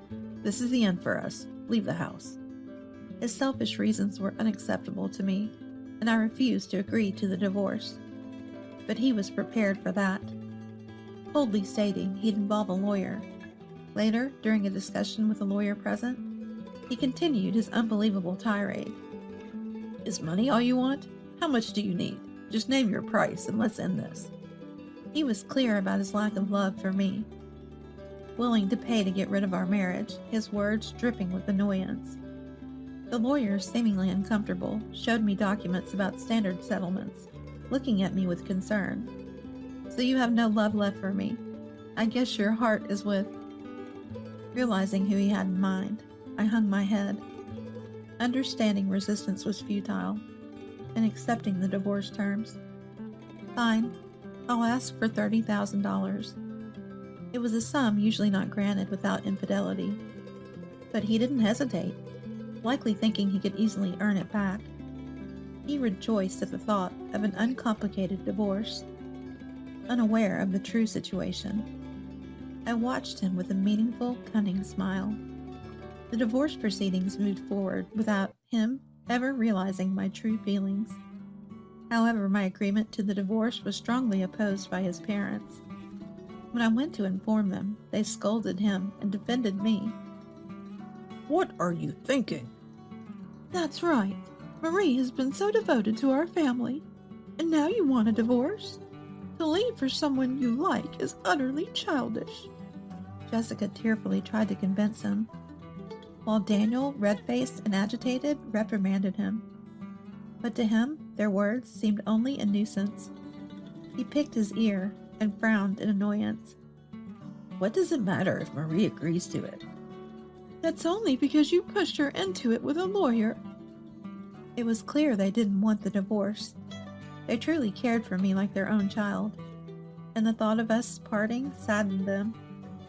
Their pleas echoed my guilt for betraying them. I loved them too, and wished I could have remained their daughter. If my husband hadn't turned out this way, perhaps I could have had a happy life with them. Regret was all I felt, and tears involuntarily spilled from my eyes. Really, they're so annoying. I'm done with you, Marie. I'm going to marry someone important and be happy. No more complaints. My husband, infuriated by my parents-in-law's words, began to shout and defy them. Of course, they would never approve of such a marriage, and my husband was told off on the spot. Thus, he left his parents' home and eloped with the woman he loved, finalizing our divorce. Half a year later, I was at a fancy Chinese restaurant, enjoying a meal with my parents when it happened. Isn't that Marie? It was my ex-husband who called out to me as I stepped out to make a phone call. It's been a while. You're still alive, huh? His usual condescending tone distorted my face involuntarily. I must have been glaring at him with a furrowed brow. What's with that face? If you have something to say it. Even in public, he looked down on me with a cold stare, though he didn't yell. I turned my face away, holding back my anger. You can't even stand up for yourself. But you've gotten bolder, huh? Have you found a boyfriend or two since then? My provocative attitude seemed funny to him, and he laughed mockingly. This insensitivity was something I came to know only after marrying him. I hated myself for not realizing it sooner. It doesn't matter to you anymore. Even though I didn't answer, he presumptuously decided I had no lover, taunting me continuously. He let out a mocking laugh as he continued to provoke me. Oh, still single. Pitiful for someone your age. He leaned in, looking triumphant, about to mock me further when, "Oh, Ken and Marie, I didn't expect to find you here." My sister entered the restaurant and called out to us. Michelle, perfect timing. I was just about to tell Marie. My ex-husband's face lit up vulgarly as he put his arm around my sister. I watched calmly, giving him a chilly look. I was going to tell you that Michelle and I are getting married. He pulled my sister closer, beaming proudly. I had easily guessed the reason for my divorce was his actions towards my sister. Instead of feeling hurt, I looked at them emotionlessly. Sorry, I'm the one getting happy here. But hey, you're not bad looking. Maybe you'll find someone. I'm off to build a happy home with my girlfriend. He was about to continue when, "Sorry, Ken, I can't marry you." My sister gently brushed off his hand and spoke cheerfully. Confused, he stared at her, not understanding the situation. "Actually, I never had any feelings for you." Wait, what do you mean? He couldn't grasp what was happening. I mockingly echoed in feigned surprise. Oh, you didn't know? What do you mean, didn't know? Michelle seducing you was all a scheme between Michelle and me, all to get you to divorce me. I walked beside my sister, and we exchanged smiles, looking at each other. My ex-husband looked on, unable to comprehend, clearly confused. Play acting? Huh? Thanks to Michelle's seduction, I got a good amount of compensation from you and a divorce. I am truly grateful. During the divorce, I obviously got half of our assets, which meant $30,000 plus $25,000 of our savings came to me. Refusing the divorce that day was all part of the act, a scheme orchestrated by Michelle to get money from him. Michelle told me to make sure I got all the money I could from you. I desperately wanted the divorce, but agreeing too quickly might have aroused suspicion, so I played along. There's no way Michelle would say such a thing. My ex-husband couldn't accept the truth and kept denying my words. I tilted my head, feigning confusion. Michelle is going to marry me. She wouldn't say such terrible things. To take such business talk seriously, I was merely entertaining a client as part of my job. Michelle, looking troubled, spoke with her eyebrows furrowed. Putting her hand on her cheek, she said with a sigh, I was only entertaining you as a client. I never had any feelings for you. Sorry for getting your hopes up. You mean you've been deceiving me all this time? For half a year? You were a good customer. You were the top spender in my shop. So prideful, always striving to match what others spent. It was quite adorable. Michelle spoke with a mocking laugh. My ex-husband, completely fooled by her act, shouted in the restaurant. So everything about wanting to be with me and asking me to leave Marie was all a lie? Of course. Who would want to be with a man who harasses others? What? Michelle's sharp words angered him further, and he became visibly agitated. I cautiously watched their exchange, touching my mobile phone discreetly. It was hard to make you fall for me, but your simplicity helped. I couldn't leave my husband, you know. In reality, Michelle was already married, her husband working as a bodyguard. She had persuaded my ex-husband to leave me, claiming she was getting a divorce too. For my ex-husband, who had little experience with romance, her pursuit was a delight. A sense of superiority in stealing her from someone else. So all that about taking time with the divorce was? Of course, a lie. My husband and I are perfectly happy. At that moment, a man appeared from behind, approaching with a smile. Nice to meet you. My wife has told me a lot about you. Incredible. This is my husband, Steve. I invited you here today to introduce you.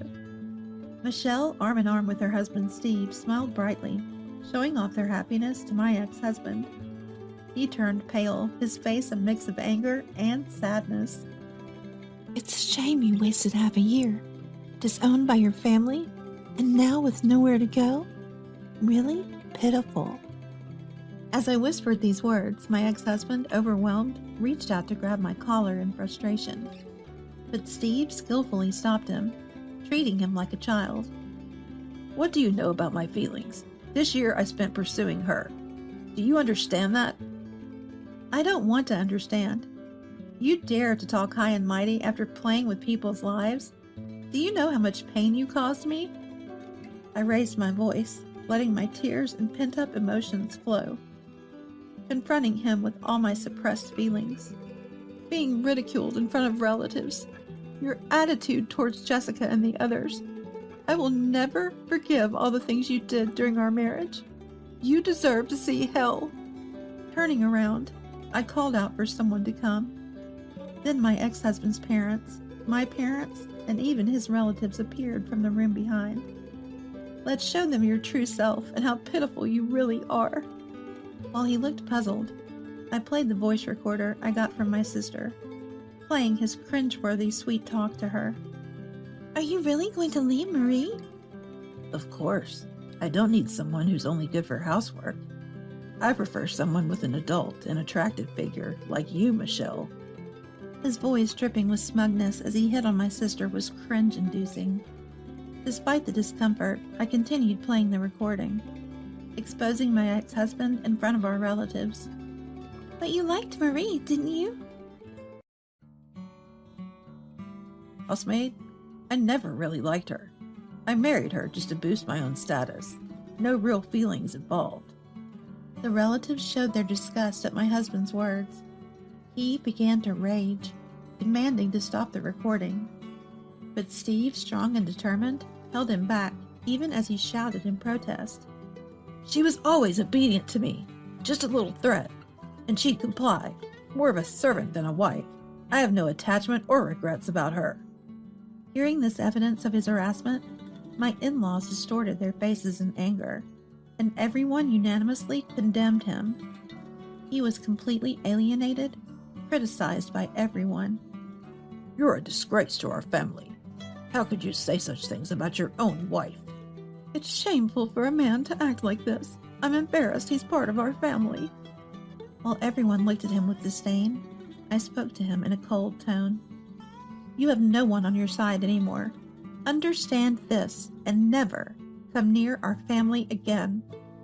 I never want to see your face again. I triumphantly stopped the voice recorder and asked Steve to escort my ex-husband out. He struggled to respond, but it was futile, and he was thrown out of the restaurant. Even after the doors were locked, he caused a scene outside until the police were called and took him away. My sister and I high-fived, sharing joy in our successful revenge. We ordered food for a celebratory party, and everyone comforted me for my struggles and suffering. It was good to book the whole restaurant. I'm glad everyone can enjoy themselves without worry, my sister remarked, having arranged the venue. I expressed my gratitude to my sister for everything, enjoying a meal together for the first time in a while. This marked my successful revenge on my ex-husband. After that, he reportedly stalked my sister, resulting in police involvement and a painful lesson from Steve. He never dared to show up again after being intimidated by Steve. 13 years have passed since then, and I now handle the accounting for my sister's shop. I still keep in touch with my in-laws, occasionally going out for meals with them.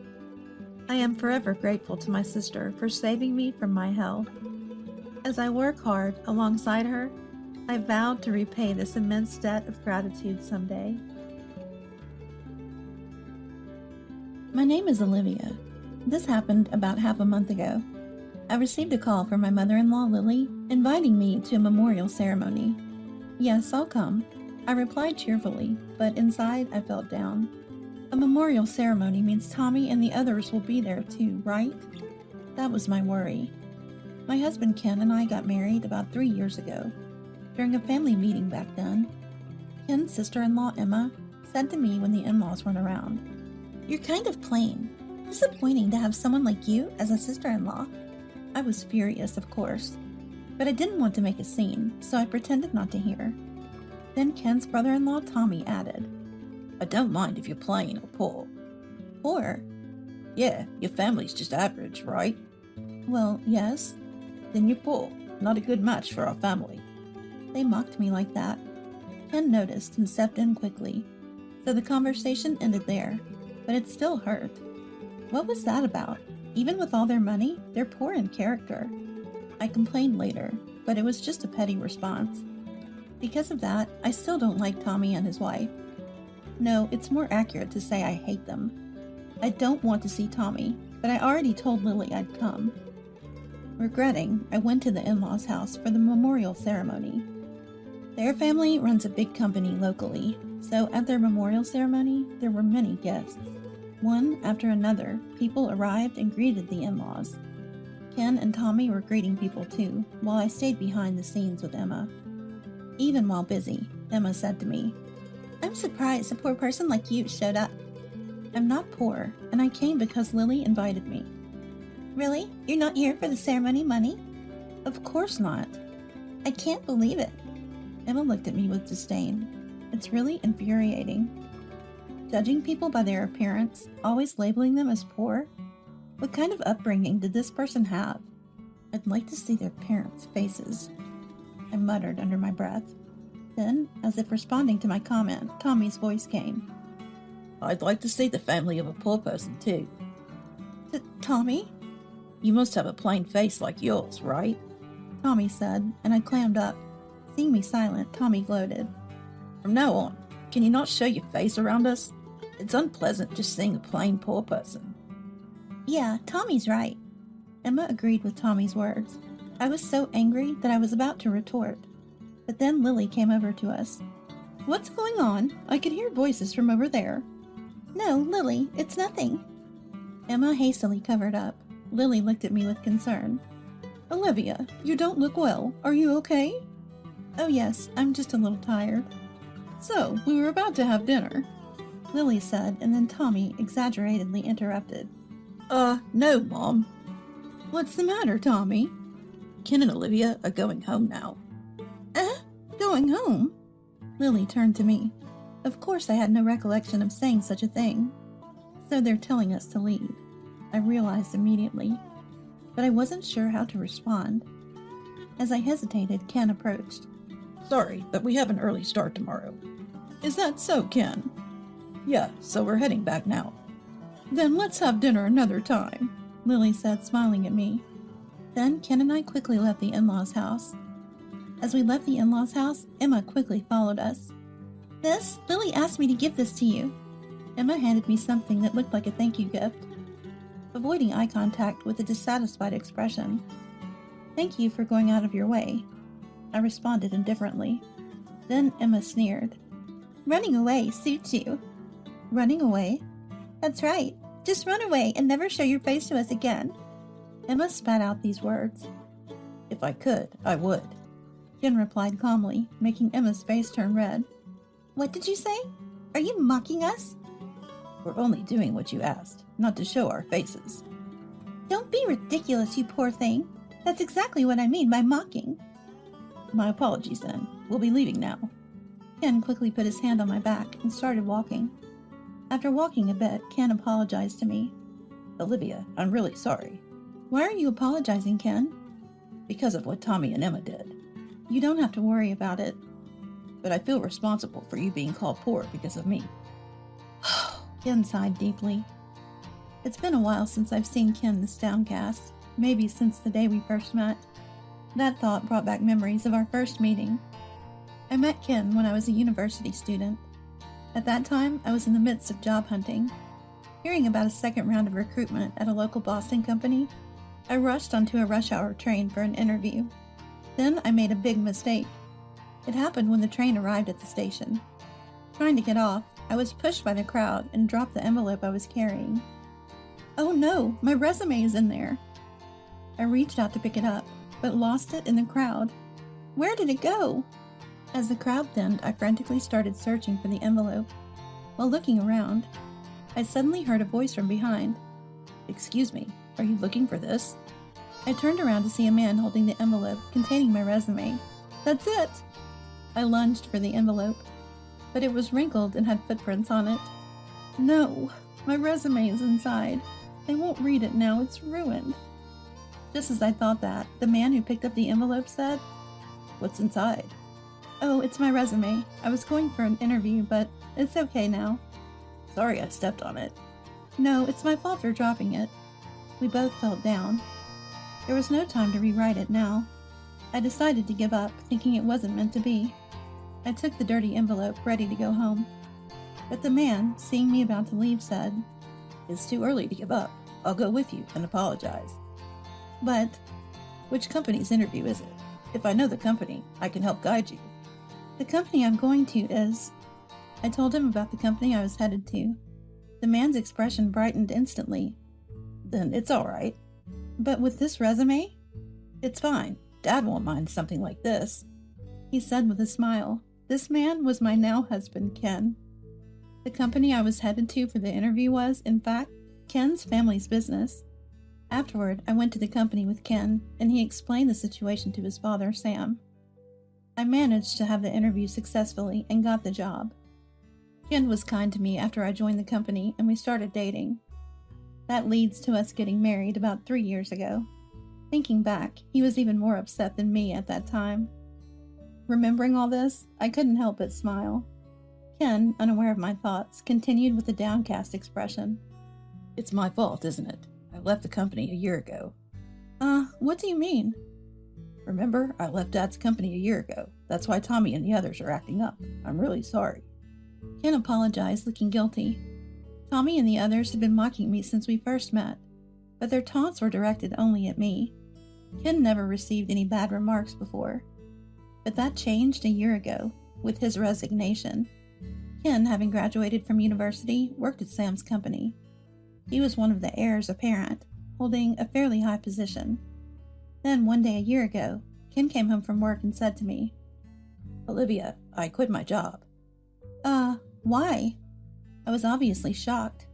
With a normal company, there could be various reasons, like downsizing due to poor performance. But Ken worked at Sam's company. Even if he had made a mistake, it's hard to imagine him being fired on the spot. It's more likely that people would have tried to downplay the issue. Yet without any warning, Ken quit. Confused, I asked him again, why did you quit? There were various things. Tommy or Sam? No, well, it's a bit. Ken hesitated. It seemed like a difficult topic for him to bring up. Then it can't be helped. I sighed. Then I told Ken. Got it. Do you have another job lined up? Olivia, aren't you angry? Why would I be? Your husband just quit his job on his own. Normally, this is where divorce comes up. What? What are you talking about? Well, because there'll be no salary. Listen, I didn't marry money. I married you. Do you understand? Yeah. Money's important, but it's not everything, right? That's true, but... Let's take this opportunity to show Tommy and the others that we can be happy without money. After I said that, Ken suddenly looked down. With tears in his eyes, he kept his head bowed. Sorry, Olivia, and thank you. All right, then starting tomorrow, we'll work hard on living frugally. Thus, Ken left Sam's company. Afterward, he switched to a cleaning company that had a contract with Sam's company. It was owned by an acquaintance of Sam's, but that was it. Ken's salary was typical for a mid-career hire, and his work was the same as other employees. It involved dirty jobs and overtime. It must have been tough for Ken, who was used to intellectual work. Still, he never complained and kept working. Of course, I did everything I could, too. I started part-time at a grocery store and suggested moving to a cheaper apartment. I focused on cooking economical meals and avoided luxury items. We tried our best to live happily on a small income, but Tommy didn't care about that. Seeing our reduced income, he mocked Ken like this. Dragged down by a poor person. Now you're officially a poor couple. Congratulations. Moreover, Emma said to me, You moved to a moldy apartment, right? It's not moldy. You don't have to pretend. I'll give you a housewarming gift. A housewarming gift? Yes, this. Emma handed me insecticide and disinfectant wipes. Seeing my grimace, Emma said, You'll need a lot of these, right? Your old apartment must be full of pests. Thank you. I responded with sarcasm, but Emma just smiled maliciously. No need to thank me. It's the richest duty to give to the poor. I see. I could only respond coldly. So Tommy and Emma began to belittle not only me, but also Ken. But I might be reaching my limit. I sighed. Then Ken gently hugged me. I've caused you so much trouble, Olivia. From now on, I'll go to my parents' house alone. It's okay. No, you don't have to go. But if I don't, Lily will... It's fine. I'll say you're not feeling well or something. I'll make excuses. Okay, thank you, Ken. After this conversation, I decided that the memorial ceremony at the in-laws' house would be my last visit. However, the decision to avoid the in-laws' house was something Ken and I made together. The in-laws knew nothing about it, so they kept inviting us over. But each time I made excuses not to attend. It seemed like the in-laws were worried about me, but there was nothing I could do. Meanwhile, Tommy and Emma were floating. They bragged to employees and acquaintances that the house and company were now theirs. It was frustrating to say the least. Still, I didn't have the right to correct them. Even when I heard such stories from people at Sam's company, All I could do was let them pass by. Then one day, I got a call from Lily after a long time. Olivia, how's your health? Well. Having used health issues as an excuse to stay away from the in-laws' house, I could only give a vague response. Sensing my situation, Lily hesitantly asked, Actually, we're planning a family trip. A family trip? The husband got invited by a luxury hotel. They said, please come with your family. I thought about how different it is for wealthy families when Lily continued with concern. So I thought it would be good for you, Olivia, and I booked for the whole family. For me? You haven't been coming to the house recently because you've been feeling unwell. I thought you could relax there. They even have a pool. I was moved to tears by Lily's thoughtfulness. Moreover, Lily shared a secret episode with me. Hearing that, I'll go, I immediately said. But after hanging up, I felt a bit of regret. I might cause trouble with Tommy and Emma and inconvenience the in-laws. The thought made me hesitant. Still, having committed to going, I had to be prepared. When Ken came home, I told him the situation, and we decided to go on the family trip. On the day of the trip, as we arrived at the meeting point at the station, Tommy and Emma were already waiting. Emma spotted us and approached briskly. Why did you come, you poor thing? As a son's wife and an outsider? Could you not act like you're part of the family? If I, as a son's wife, am not family, then Emma, you also are a son's wife, so you are not either, right? What? I'm the wife of the eldest son. I'm the family who'll bear the important heir. Her self-serving logic was exasperating. While this was happening, Lily and Sam arrived. Lily immediately came over to me. It's been a while, Olivia. It has been. Nice to see you. I'm glad you're looking well. Enjoy the trip. I will. I glanced at Emma, who seemed quite frustrated. Internally saying, serves you right, to myself. I followed Lily towards Sam. We then took a train to a high-end hotel in a famous tourist area. As we walked through a street lined with souvenir shops, Lily said, There's a store my husband and I want to visit. Could you go ahead to the hotel? Sure, I can take care of your bags. Emma volunteered like a child. Oh, thank you. Then I'll leave it to you. Lily said this and went off somewhere with Sam.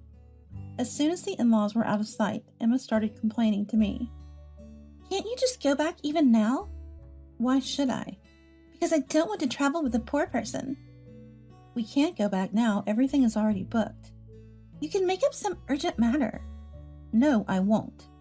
I firmly refused and started walking towards the hotel. Emma Grumpy followed me. Then from behind, she threatened. If you won't go back, I'll make you. What?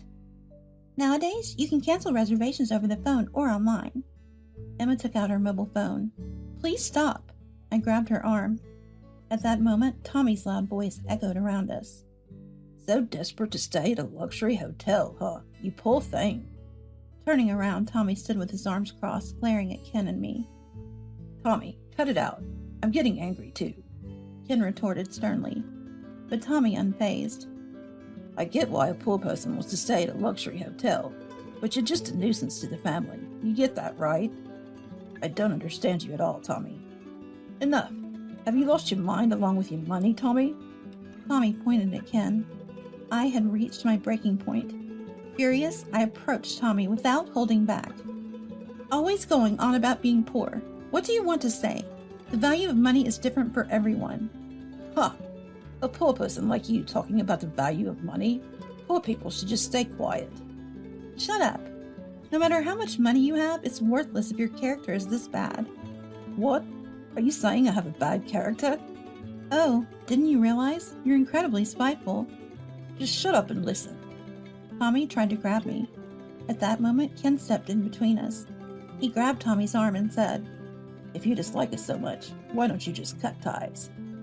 That's right, I'll throw you out, Tommy shouted, just as Lily's voice came from behind. The one leaving is you, Tommy.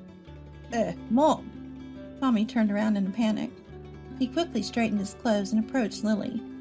Mom, I didn't do anything. Didn't do anything? I know everything. Lily scolded Tommy. Emma, looking flustered, joined in. It's not like that, Lily. It's Olivia who... How shameful. You really don't know anything. Don't know anything? Tommy and Emma looked puzzled. In front of them, Lily started to recount the episode she had told me. It was a story from just over a year ago. Ken, who was working at Sam's company at the time, was heading to a client. Normally, he would use a company car for such trips, but that day all the cars were in use. So Ken took the train to the client. Getting off at the station near the client's office, Ken found a young boy about elementary school age, looking around the platform, clearly searching for something. Ken saw himself in that boy, reminiscent of when we first met. So he approached the boy. "What's wrong, kid?" "I dropped my wallet." The boy explained that he lived in Portland. His parents were busy with work and hardly had time to go out with him, so he decided to visit his relative's house alone. He had his parents' permission, but soon realized he'd lost his wallet. "So you were looking for your wallet?" "Yeah, I can't get home without it." The boy looked close to tears, but where he lost the wallet was unknown. Ken, feeling sorry for the boy, gave him a few $10 bills. "Use this to get to your relatives. You can borrow the fare for the return trip." "Really?" "Of course, and remember to report your lost wallet to the station staff." "Got it." Ken was about to rush to his appointment, but then the boy stopped him. Ken thought the boy wanted to return the money. "I'm in a hurry. You don't need to give it back," Ken said. But the boy said, "To me, a few tens may not seem much, but to you, it might be worth more, right?" At first, Ken didn't understand what he meant. As he listened more, he realized the boy's point. To the receiver, the money is just its face value, but for the giver, it's earned with the support of family and friends. Therefore, having money means that you have that much support. Thus, giving money carelessly to a stranger, especially a child, isn't right. The boy shared these thoughts, not necessarily correct. But Ken was moved by the education the boy received about the value of money. He followed the boy's wishes. Eventually, the boy, insisting on returning the money, took Ken to his relative's house. There, the relatives thanked Ken and returned the money. By then, Ken was late for his appointment. The client was understanding, but someone didn't accept this. The person who didn't accept this was Tommy. Without listening to any reasons, he said, "Unacceptable. Tardiness is tardiness. Take responsibility." "All right, Tommy, I'll resign." And so Ken left the company. Lily concluded the story. "The child insisted on expressing his gratitude and invited us to the hotel." "Wait, so staying at the luxury hotel is because—" Emma turned to Ken with a look of surprise. Lily nodded. "Yes, he wanted to return the favor by offering his service." "But he never mentioned such a thing." Tommy snapped at Lily. Lily glared back. "You just didn't listen to the story." But, be quiet. More importantly, Sam has something to say to you." Lily turned, revealing Sam standing behind her. Sam approached with a stern face, showing Tommy a stack of documents. "Do you know what this is, Tommy?" "Dad, is this from accounting?" "Yes, there were many oddities, so I had it investigated." "Oddities?" Tommy's face filled with anxiety. I realized what was coming next. Ah, Tommy had done something wrong. Soon, Sam's angry voice filled the air. "Tommy, you've been embezzling company funds." "That was my money. No, it's different, Dad." "What's different? The investigation results are in." But... Enough, no excuses. If you make excuses, I'll file a criminal complaint. Do you understand? Ugh. Tommy collapsed to the ground, speechless. Sam then turned to Emma. "Emma, you're complicit, aren't you?" "No, I didn't." "Buying up luxury brands, it seems." When Sam said that, Lily pulled out a stack of receipts from her bag. Showing them one by one, she said to Emma, "I got copies from your favorite stores. You've been living quite comfortably, haven't you?" "No, that's not true, Lily." "What's not true? They're all in your name." But this is my—" "Paid for with company money, right? Be prepared for a lawsuit for damages." Lily smiled, her gentle tone somewhat more intimidating. Emma, trembling with anger, turned to Tommy. "It's all Tommy's fault, everything." "Don't blame me. It's because of your spending." "Shut up. You're useless to me now." "Why?" "You're getting fired for misusing company funds. I have no use for a poor man." "What? That's my line. I don't need you. We're getting a divorce." After that, Tommy and Emma were sued by Sam for damages.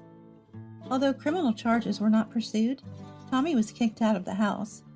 Additionally, due to misconduct, he was fired from the company. Now he's working at a construction site from dawn to dusk to pay back the compensation demanded by Sam. Meanwhile, Emma divorced Tommy. Unable to pay the damages after the divorce, she turned to her parents, who quickly paid Sam. However, they were strict with Emma. They demanded she repay the money they spent. Left with no choices, Emma started working at a club. But without a steady clientele and struggling even to buy makeup, she became impoverished. She's now known as a poor person in her circles, living days filled with regret. As for Ken, he reunited with the child at the luxury hotel. When we greeted him, the boy thanked his parents for raising him to be praiseworthy. He's now striving to take over the family business as a way of giving back. He encouraged Ken to keep striving too. Hearing this, Ken nodded firmly. Later, persuaded by Sam, Kim rejoined Sam's company. He's now working hard to be Sam's successor. I too am making an effort to continue supporting Ken in his endeavors. I'm Natalie, almost 60 years old. I have 3 kids, all grown up now, and 2 of them are married. My husband passed away in a car accident when I was 50. I was in the accident too and survived, but I lost my sight in both eyes. Luckily, my kids were adults by then.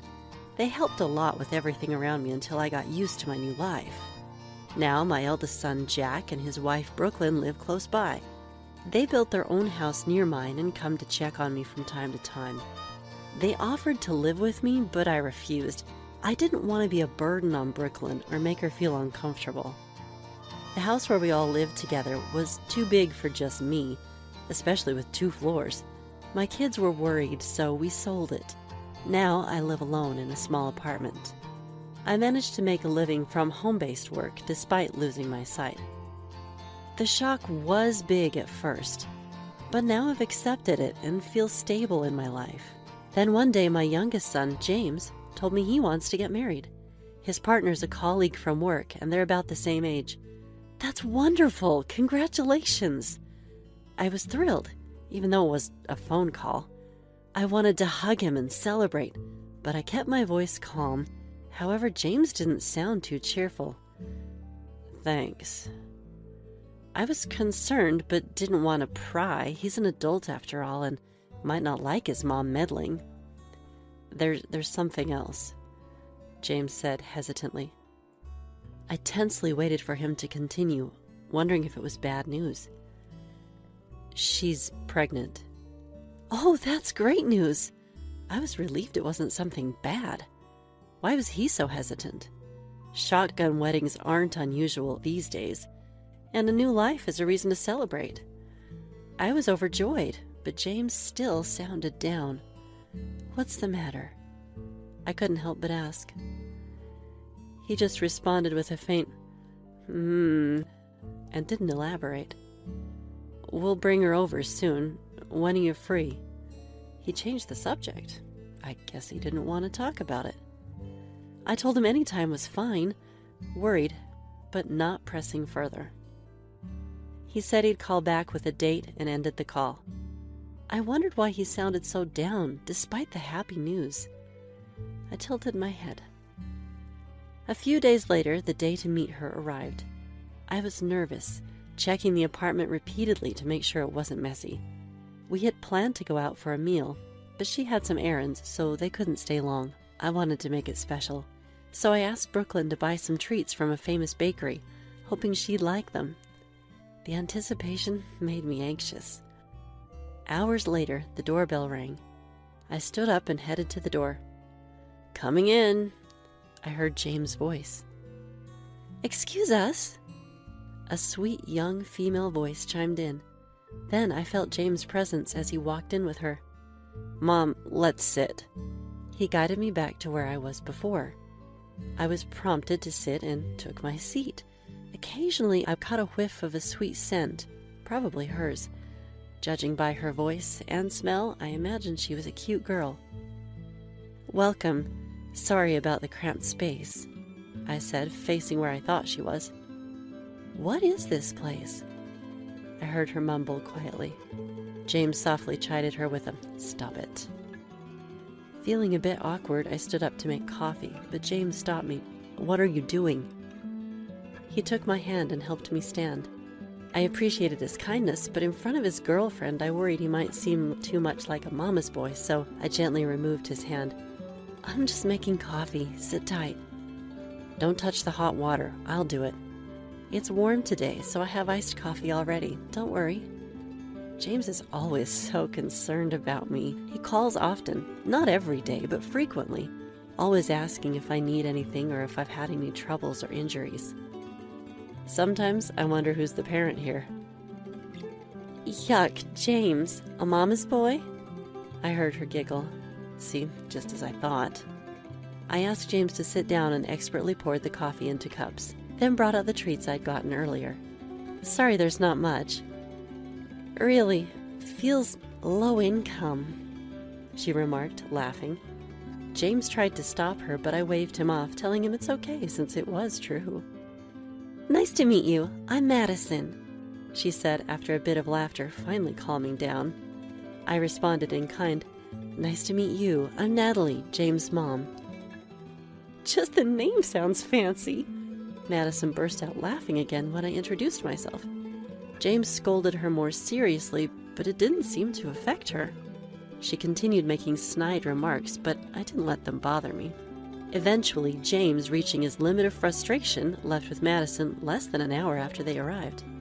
He later apologized, but I reassured him that I wasn't upset, which seemed to calm him down.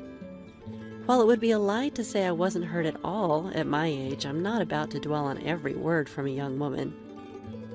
Maybe it's just the difference in life experiences. Having gone through so much, I'm not easily upset by words like those. A few days later, James mentioned wanting to have a Meet the Families event. It makes sense since they're getting married and will become one big family. I agreed to the meet, but James seemed reluctant. "If you don't want to, it's okay to say no. After last time, I understand." James let out a heavy sigh in front of me. I couldn't help but laugh. "What are you saying? Don't worry about me. I'm not the kind of mom who gets down over words like that." "Maybe, but it's me who doesn't want to." I could almost picture his moody expression. I wondered what he was so averse to. I wish James wouldn't worry so much, given I'm okay. But maybe it's tough for him, being such a caring son. How about asking Jack to come along in Dad's place? He's good at handling these situations, and with Jack there, things won't get awkward. Jack, being a young CEO, is quite capable. He's good at communication, dealing with many adults, and could smooth things over if James gets upset again. Jack, huh? Yeah, maybe I should ask him. Don't want to leave you alone, Mom. James seemed okay with bringing Jack, so I called him to come to the Meet the Families. With Jack there, I wouldn't have any trouble getting around. Jack was also looking forward to meeting James' girlfriend and her parents. Jack had taken time off work for the meet, but an urgent matter came up, so he had to join us later at the restaurant. Brooklyn dropped me off at the restaurant, and I managed to arrive safely. She hurried to get Jack there too, but I told her there was no need to rush. Waiting outside, James took my hand and led me into the restaurant. The restaurant was quiet, with faint music playing in the background. It smelled like a fine dining establishment. We've got a private room set up. Madison's parents are already here, James informed me while guiding me. I felt a bit nervous, but entered the room. Sorry for being late. I'm Natalie, James's mom. I greeted as we entered. I heard chairs move as if someone stood up. Pleased to meet you. I'm Madison's mom, Avery. Come on, say hello. Hello, I'm Dad, Samuel. A cold, unfriendly male voice followed a soft female one. James guided me to a seat. Everyone's here, so let's order something. What would you like, Natalie? Can you eat seafood? Any allergies or dislikes? Feeling the tension in the air, Avery kindly asked me. I smiled towards the voice. Thank you for asking. I'm fine with anything. I'll choose for Mom. Should we get some drinks? How about alcohol? James and Avery smoothly decided on the food and drinks. Madison was silent, and occasionally I heard Samuel chewing loudly. Avery seemed nice, but I couldn't form a good impression of Samuel. I kept smiling, trying not to show my thoughts. That smile is creepy, Samuel remarked, clearly annoyed. Stop it, Avery quickly interjected. I felt awkward and relaxed my smile a bit. Can she really not see? Hey! Ignoring Avery's protest, Samuel's voice grew closer, as if he was leaning forward, testing my reaction. It was frustrating to be treated this way by an adult, not much different from me. Despite Avery's efforts, Samuel kept laughing and making derogatory remarks. Seriously, marrying someone with parents like this? You can't be happy. She'll just be a burden. Madison, you should reconsider, he said, sounding bored with my lack of reaction. Madison laughed, replying, Well, we have a kid on the way. No choice there, right? Fortunately, James isn't a low income like you, but an elite from a famous company, so Madison won't have any troubles there, Samuel continued, laughing heartily. I sighed internally, wanting to leave, but managed to smile at Samuel. Yes, I'm lucky my son is so kind. He takes good care of Madison and even helps me out. I'm truly grateful. I tried to lighten the mood by praising my son, but upon hearing my words, there was a loud noise as Samuel aggressively pushed back his chair. An allowance? His voice wasn't mocking anymore, it sounded angry and low. I could tell that Samuel had stood up and I had said something to upset him. In a panic, I turned toward where I thought James was and searched for his hand, which he gripped back in response. Yes, is there a problem with that? How much are you giving her? $1,000 a month, James replied calmly, though the grip on my hand tightened, betraying his agitation. This old lady living on a pension is just a burden to your girlfriend. Stop wasting money on her. No more allowances. Living on a pension? I'm not old enough to even receive one yet. As I thought this, my anxiety grew. I feared that James' marriage could be ruined because of me. That I was causing him distress right now. Really? $1,000? You've never even bought me a bag. Madison chimed in, sounding dissatisfied. The allowance isn't stopping. It's my way of giving back a little to Mom for raising me. What?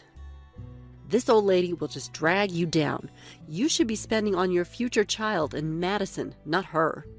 Who's more important to you, James? This old lady or your daughter? The atmosphere had become too hostile for me to diffuse. While I was tense and anxious, Avery stood up and tried to calm Samuel down. Then there was a loud thud, a heavy sound. It was clear that Avery had fallen, likely pushed by Samuel. I stood up and groped my way towards Avery. Are you okay? I managed to reach Avery, who replied softly, I'm fine, and grasped my hand to stand up.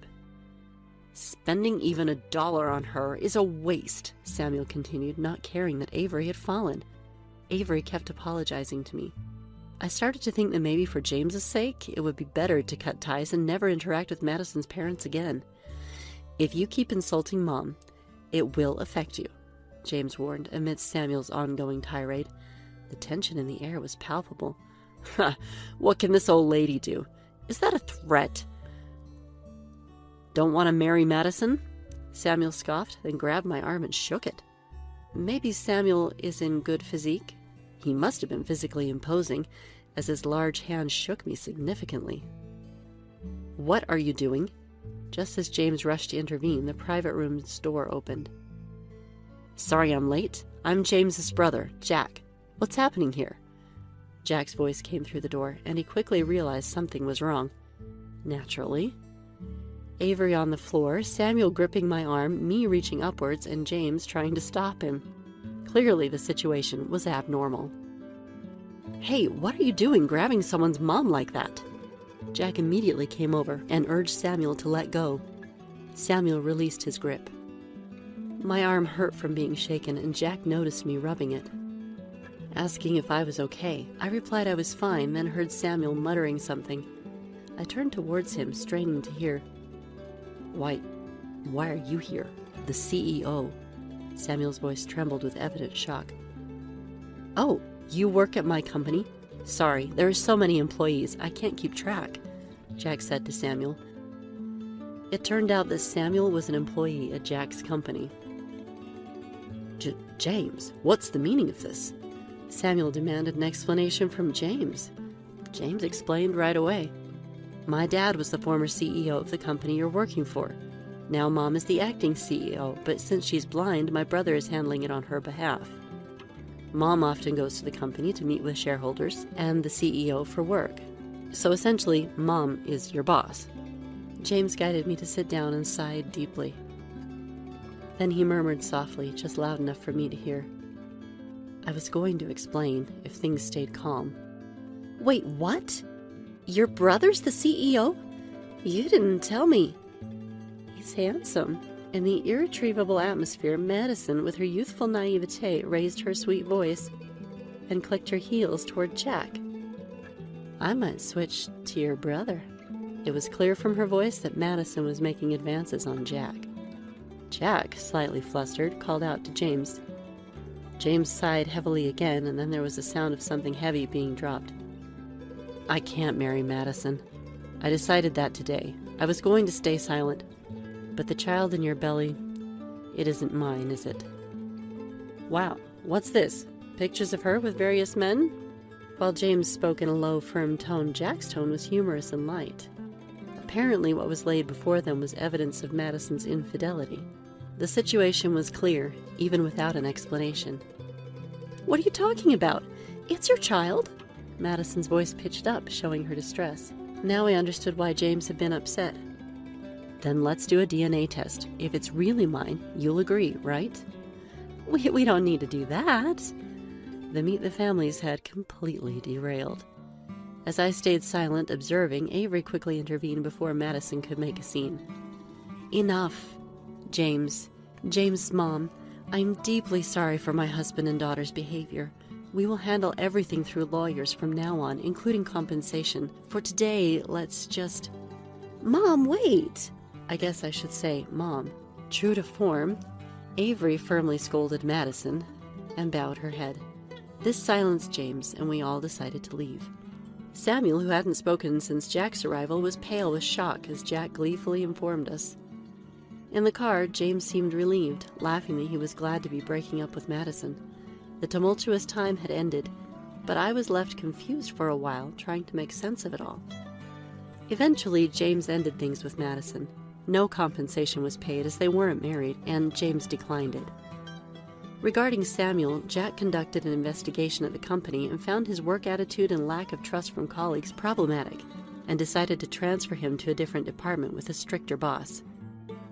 Jack thought Samuel would likely resign soon. I also received a call from Avery personally. "I'm truly sorry for what we did to you, Natalie.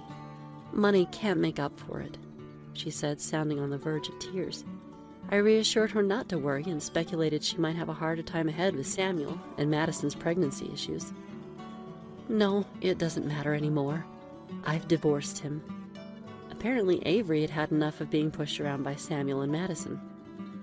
Madison angrily left home, and Samuel readily signed the divorce papers, claiming, "You can't do anything without me."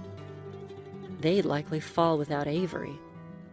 "I'm still concerned about the child in Madison's belly, so I'll keep minimal contact with her," Avery said, laughing bitterly, before ending the call. Though James's marriage and child were unfortunate, I hoped for his happiness and looked forward to hearing from him again.